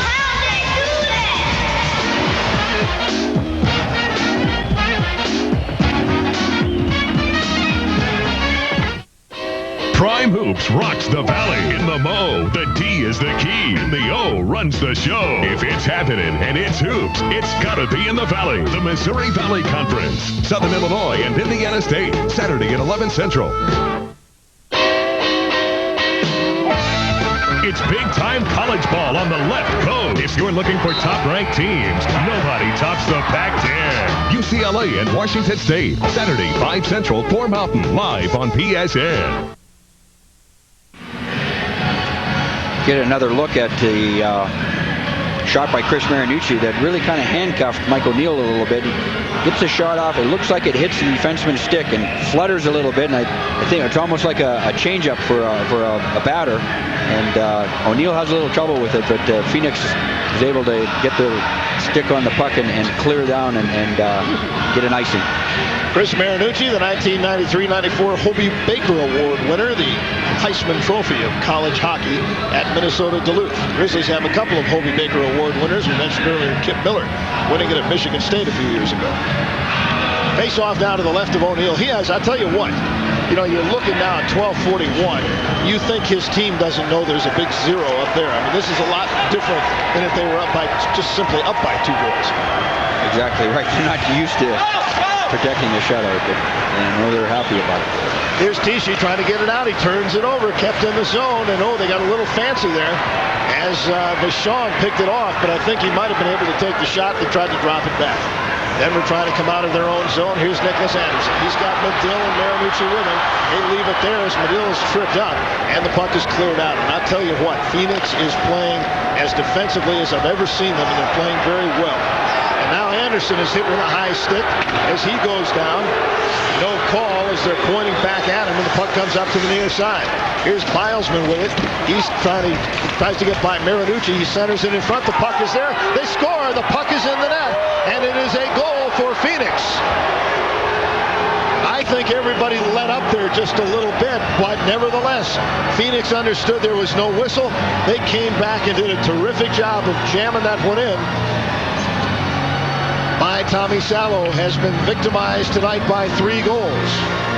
Get another look at it here, Steve, as the play is down low, and Dan Bilesman throws it in front, and Tomlinson is right there, and he just pounds at it, and Tommy Salo's momentum carries him away from the post, and he just can't do anything to keep his foot by the post in order to stop the puck, and Tomlinson shovels it into the goal. But you're right, it really ended up into an odd man situation because Nicholas Anderson was down at the Phoenix blue line and never was really able to get back into the play. Well, the Grizzlies really have a long ladder to climb right now. We'll see if they can do it. Season series 3 apiece. Phoenix would love to take the advantage. Here's Simon. Nice pass to Kip Miller. Over to the far side to Armstrong, and it was in his skates, and he wasn't able to pick it up.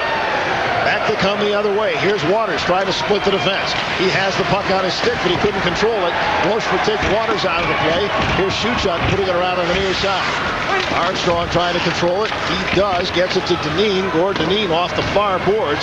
That was intended for Kip Miller. It goes too far. It goes the length of the ice. It will not be icing. They wave it off. Here's Levine. He's hit by Simon as they tie each other up. And the puck is loose out at center ice. Levine being very smart. He's not going to be dragged into anything by Jason Simon right now. Puck is loose out in front of the net. It's Kip Miller to the swipe at it. Out to the near point. Here's Circa. He winds his shot. Nice save by O'Neill. And the puck is loose in front of Levine. Puck is knocked down there. Levine covers up as Simon tries to get it away from him. Well, that was Snell on the ice, and now Levine came in and took a shot at Jason Simon. Steve, I think it was Levine that was on the ice, and he made a very good play after O'Neill had made the save. The puck was underneath him, and he just fell on it, and Jason Simon went after it, and he was poking at it, and Levine held on long enough to get the face-off, and he got up, and he's very angry. But as you mentioned a couple times earlier in this period, he's really held his temper, and he skated away from the situation. Well, let's keep an eye. You're watching there, Jason Simon, as the linesmen are trying to, but there's some other tempers being frayed out there right now as Derek Armstrong is having a few words for Chevalier. Now you see them starting to push and shove, and they're going to get penalties as well. They are taking no chances in this one.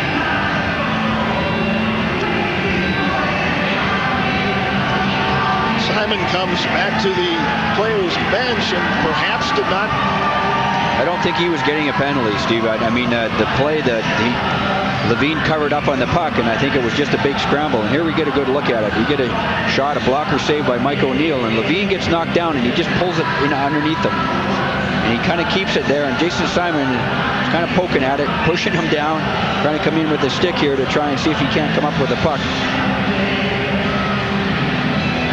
There's another look at it from the other side as Levine kind of pulls it underneath him. That's a good play to the defenseman. He can't do anything with it as far as making a pass.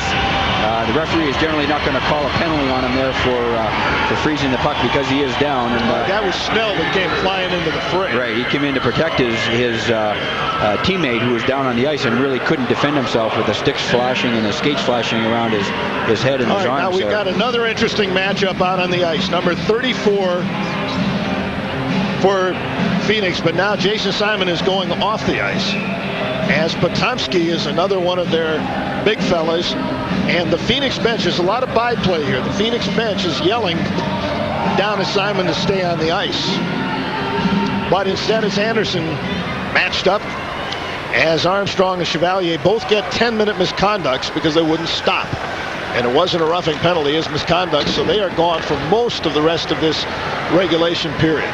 We're in the third period. A lot of stories, like a soap opera here tonight. The bottom line, though, the main novel is simply 3-0 Phoenix over Denver. Patience and the discipline of Phoenix is what it's been, Steve. They've done a good job. They've come in here and played a classic road hockey game. Kept in by Jeff Medill. He turns, he winds, he shoots. Oh, and it goes wide. To the near side, Circa puts it into the corner. Marinucci there as these teams are battling again in the Phoenix zone. Here's Medill trying to find a place to go with it. Medill has Marinucci. There's Marinucci with a shot. That's knocked away nicely by the Roadrunners, and I think that was Straub getting in the way. It was Brian Straub. And it was sent down the ice. They change up again. Here's Doug Crossman with it for Denver.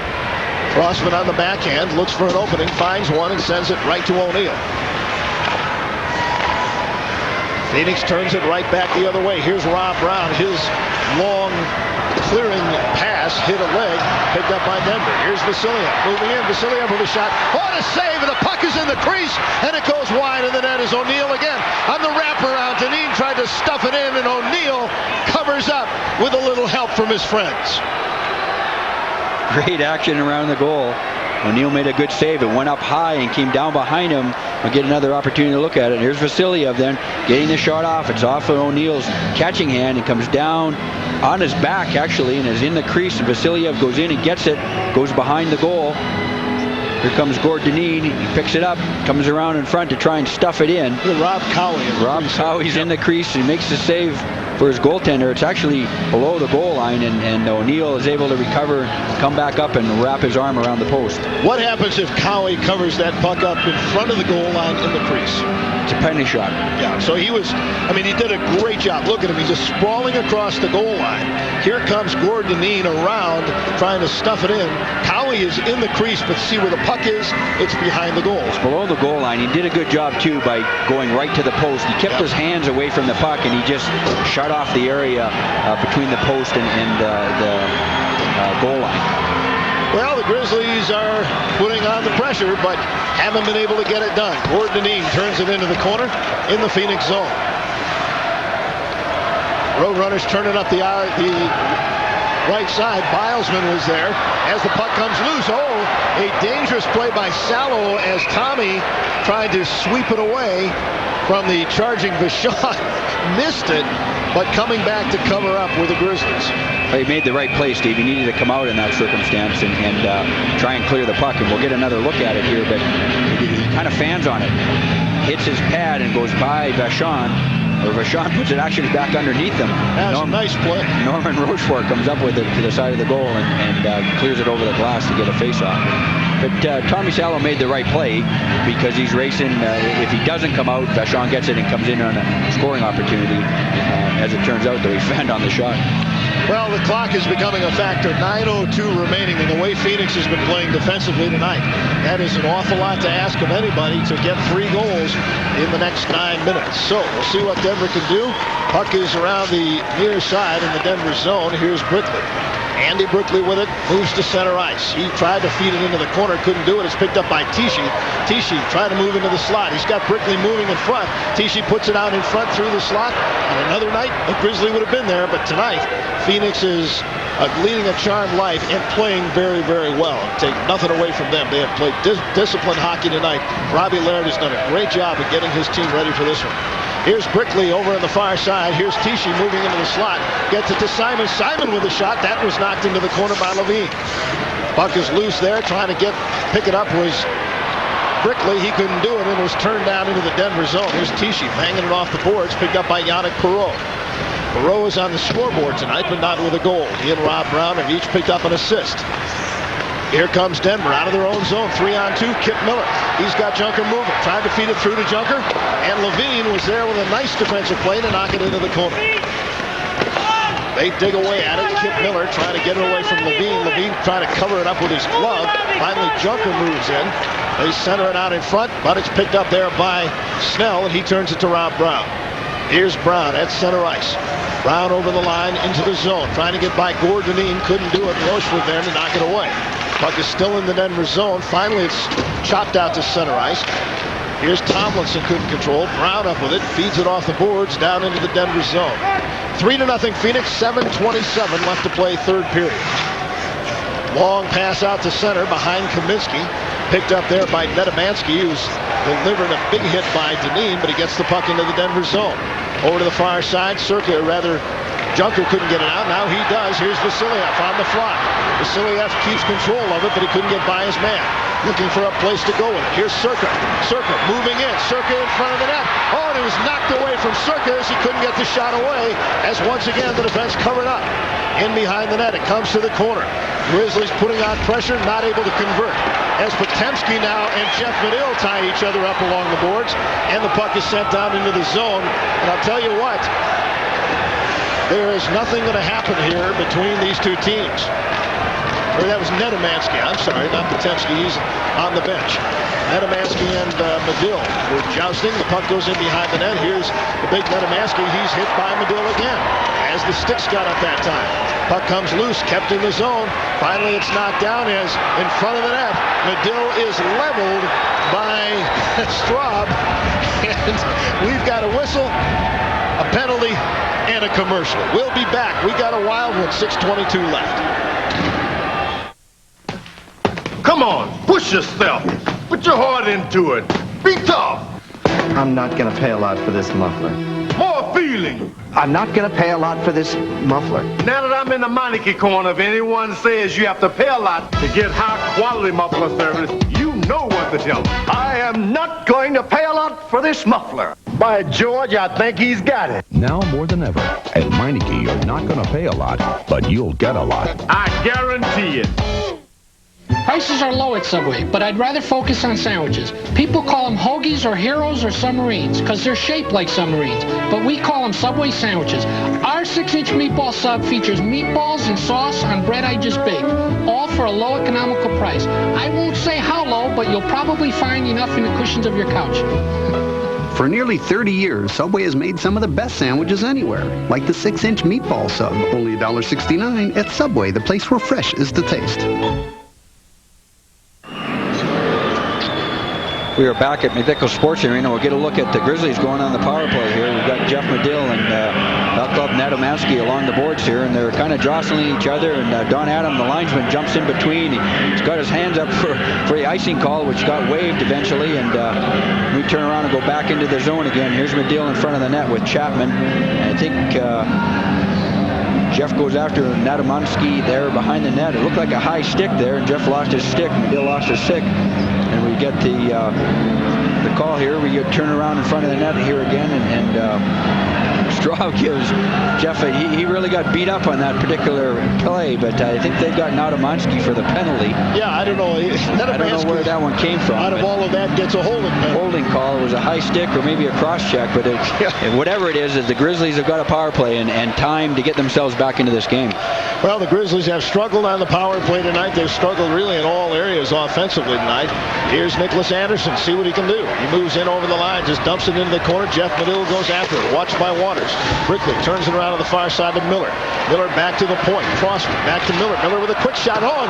Just getting a piece of it was O'Neill as that was deflected up into the air. Finally, it's sent out to center ice where it's picked up by Doug Crossman. Crossman for Denver on the near side to Anderson.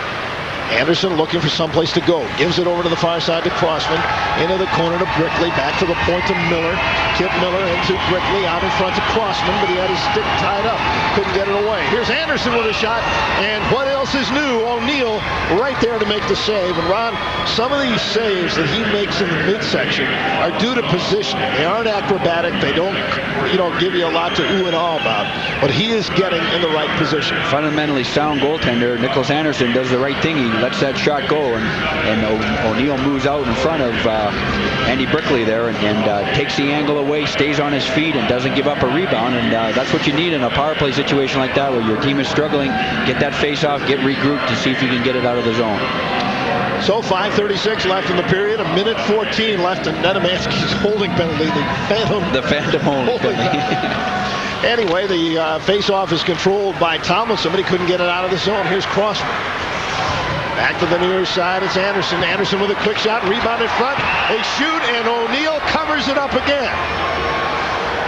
Andy Brickley banging away, and O'Neill up to the task. He has been remarkable. Mike O'Neill in his first start.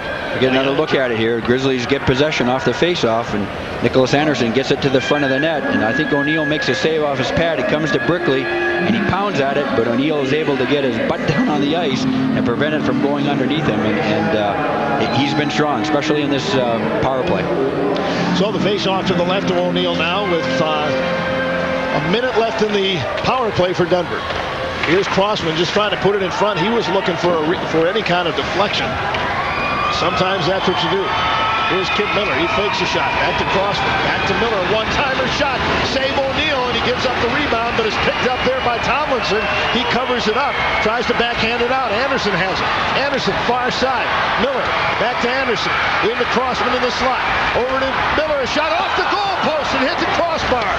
Kept in by the Grizzlies. Here's Medill moving in front. His shot, and O'Neill makes a save. Rebound. Medill with a shot, and O'Neill covers up. And some pushing and shoving after the play as Brickley and Chapman got into it a little bit. Jeff Medill moved in, and I don't think there will be help. I need some oxygen. What is this playing up here in Mile High City? Jeff O'Neill or Mike O'Neill really certainly is wondering after that flurry here. We get a good opportunity to have a look at it. Anderson back to Doug Crossman. He gives over to Kip Miller, and Kip Miller takes a shot and deflected off the defenseman and went off the crossbar. And O'Neill makes a save on Medill as he walked out. Jeff Medill's got it again. He tries to get it up high, and O'Neill gets a piece of it again and is able to cover up. He's looking for that oxygen bottle, though, I think, after that particular flurry. The other night, Jason Simon came out on the power play, and he camps in front of the goal, and Simon is out right now. And you know that he's not out there to do anything but to cause havoc in front of Mike O'Neill. We'll see what happens as the Grizzlies change up players. Doug Crossman coming back to the bench. The second power play goal, Steve, that Phoenix scored, Tomlinson planted himself in front of the net and screened Tommy Sello, and that's a good play, especially if you can get the puck to the net where the goaltender can't see it. All right, there are 22 seconds left in the Grizzly power play, but Vachon with a nice play intercepts a pass and sends it down the ice. 3-0. Phoenix leading this one with 4:33 remaining, and the penalty time will be over in 8 seconds. Grizzlies put it into the zone. Vachon couldn't control it, but nevertheless, they get it out. Here's Rob Brown with it. He's trying to feed it off the boards to Perreault. He gets him. Here's Perreault with the drive, and the puck goes wide up on the near side. Jason Simon with it for Denver. Simon over the line. Here's a quick shot by Marinucci and a glove save by O'Neill, and he elects to hold on as another bit of a discussion takes place in front of the net. This one involving Jason Simon. Jason Simon has showed me a lot here tonight. I really thought that he took a couple silly penalties earlier in the game, and in other games that I've seen him play, he's taken some poor penalties, but he's smart enough to realize what the situation is in the game and that he can't get mixed up in something when they still have an opportunity with 4 minutes and 13 seconds to get back into the game. And he's out there to cause some havoc and to screen the goaltender in front. It's 5-on-5 now, but he knows that he can't go to the box. And now we've got Potemski out there, number 34, and Simon. Here's a quick shot by Simon. He couldn't get it away. He's hauled down by Waters. Simon gets up, goes after the puck. Gets it back to the point. Here's Circa with a drive. That one's loose in front. Rebound, and O'Neill makes another save. Finally, it's sent out to center ice by Phoenix. O'Neill has it tonight. Here's Circa for Denver. Jeff Circa puts it to the side of the net. Picked up by Anderson. Tried to center it. Couldn't do it, but he gets it back. Here's Circa. In front of the net, he's got Jason Simon. Over to the far side. In the corner, it's Marinucci. Marinucci for Denver. Tried to put it in front. Cowie falls to his knees and breaks up the play. Here's Perreault. Beats it to head to Potemski. His shot. Nice save there by Sallows. He was tested on that one. Potemski goes into the corner, but the puck comes out to center ice. Denver just tries to throw it in, but back checking was Rob Brown, and he throws it out to center ice. And it's just bouncing everywhere. Here's Jason Simon. He drops it. Nobody there. As the Grizzlies are truly having trouble. Is now Chapman. Chapman and Jason Simon are going at it. Here we go.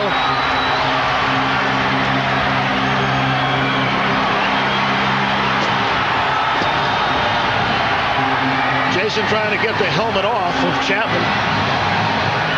Now the helmets are off, and we'll see what happens.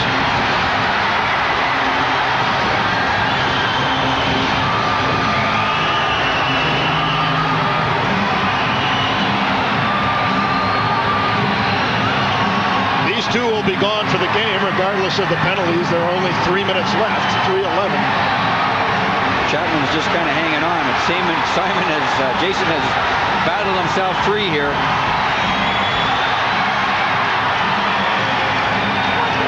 It's time to get in there now. Yeah. You see Simon nod at the linesman, and that's what they do. They oftentimes in a fight, they will tell him we're done. While we're not done yet, we still have 3 minutes and 11 seconds to go. We will pause for this timeout. Welcome to the Prime Sports Hotspot, the superstore for sports fans. Hey, 49ers fans, the Niners have made history by winning their 5th Super Bowl championship. Commemorate this historic event by wearing your officially licensed Super Bowl 29 championship apparel. You'll look great in these logo athletic caps and starter shirts. These are the same styles worn by the players in the locker room after the game. The caps and tees are $19.95 plus $4.50 shipping and handling. The sweatshirts are yours for just $29.95 plus shipping and handling. Have your credit cards ready and call 1-800-253-8665. These commemorative pieces are great for any football fan or collector. Call now because quantities are limited. Call 1-800-253-8665 right now and hit the spot.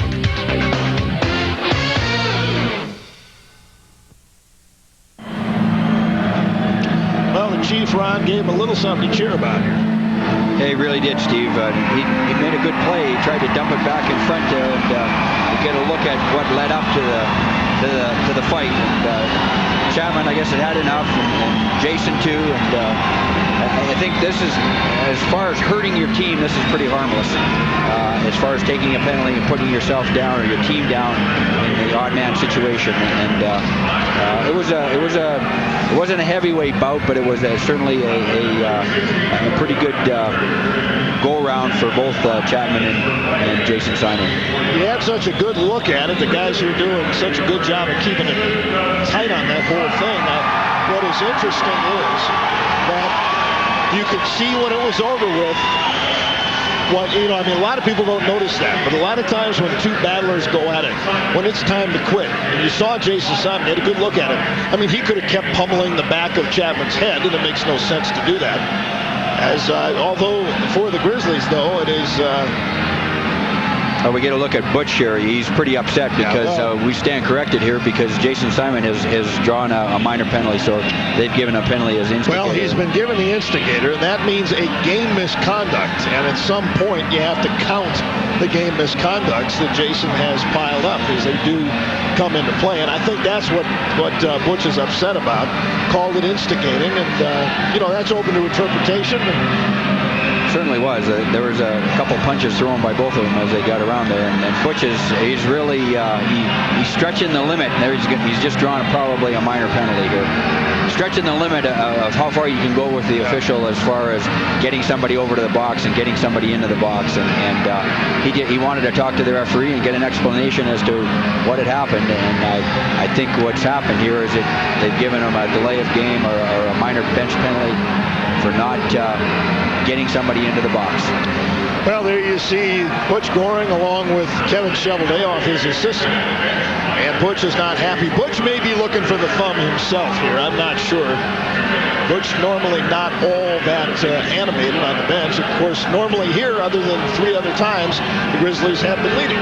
They don't lose very often at home. If form holds for the next 3 minutes and 11 seconds, Phoenix with a 3-0 lead. Denver will fall to 22-4-1 at home. Now, they have 2 men in the penalty box. There is, I'm sure, a bench penalty, along with the extra 2-minute penalty. So you see Derek Armstrong and Jeff Medill in the penalty box. Jeff will serve that 2-minute penalty, and that means now it can be... Chris Marinucci has gone across there too, I think, to go on the box. So it's a 5-on-3 situation. And now we've got Steve Junker going across here. Well, I'm not quite sure what Steve's doing. The referee has talked to him, and he's in the play here. So I guess he's on the ice in the 5-on-3 situation, and the officials need to get this game going. Well, Butch keeps waving Junker over, and now Kip Miller comes onto the ice. And I think Junker is going to the penalty box. All right, you've got all of them already. You have Armstrong in there serving the 10-minute misconduct. Somebody has to serve, I guess Marinucci serving the 2 minutes for instigating. The minor for Simon, and Jeff Medill has gone across for the bench minor. Well, so now Junker comes off the ice. I don't know what that was all about. I think Butch is just stretching it a little further here. All right, we'll see. We've got 3 minutes and 8 seconds, and this one has dragged on for a while. We're at about the 3-hour mark as the Phoenix Roadrunners take it into the zone. They dump it around to the near side. Yannick Perreault chases it down there. He's being watched by Rochefort. Here's Perreault feeding it aside of the net to Brown, but a nice move by Rochefort to knock it away, and they send it down the ice. Minute 34 left in the 2-man advantage for Phoenix. They lead it 3-0. The outcome of this one probably not in much doubt right now. But they will meet again tomorrow night at 7 o'clock. And here's a breakaway for Kip Miller.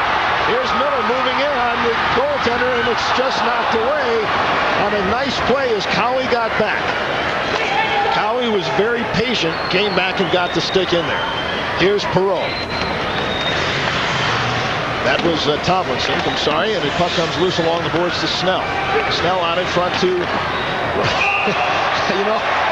that was like a practice right there. They just tossed it around, and Tommy Salo made the save.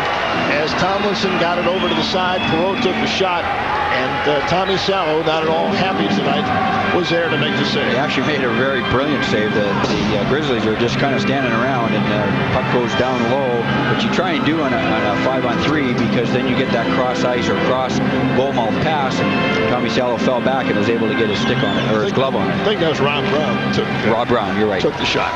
All right, still at 5-on-3 advantage. Here's Snell. Puts it into the corner to Rob Brown. That was knocked away and is picked up by the Grizzlies. Here's Nicholas Anderson coming out. He just turns, feeds it over to the far side. Rod Miller there. Get back to Anderson. Anderson back to Miller. Puck is bouncing around. They backhand it down into the zone. 37 seconds, as you see, left in the two-man advantage, but only 1:45 remaining in the third period.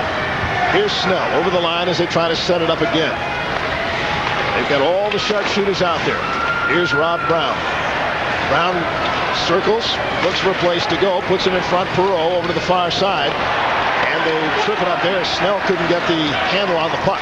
Over to the near side, Perreault tried to feed it through to Brown, and he couldn't handle the puck. 8 seconds left in the odd man advantage. Here's Snell to the side of the net. Salo covers up and holds on.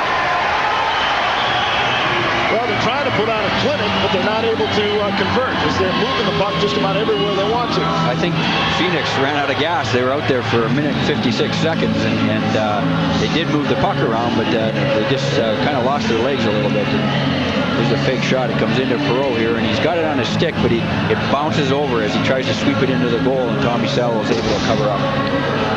So the face-off now will come outside the zone. Tommy Salo not at all happy. Don't blame him.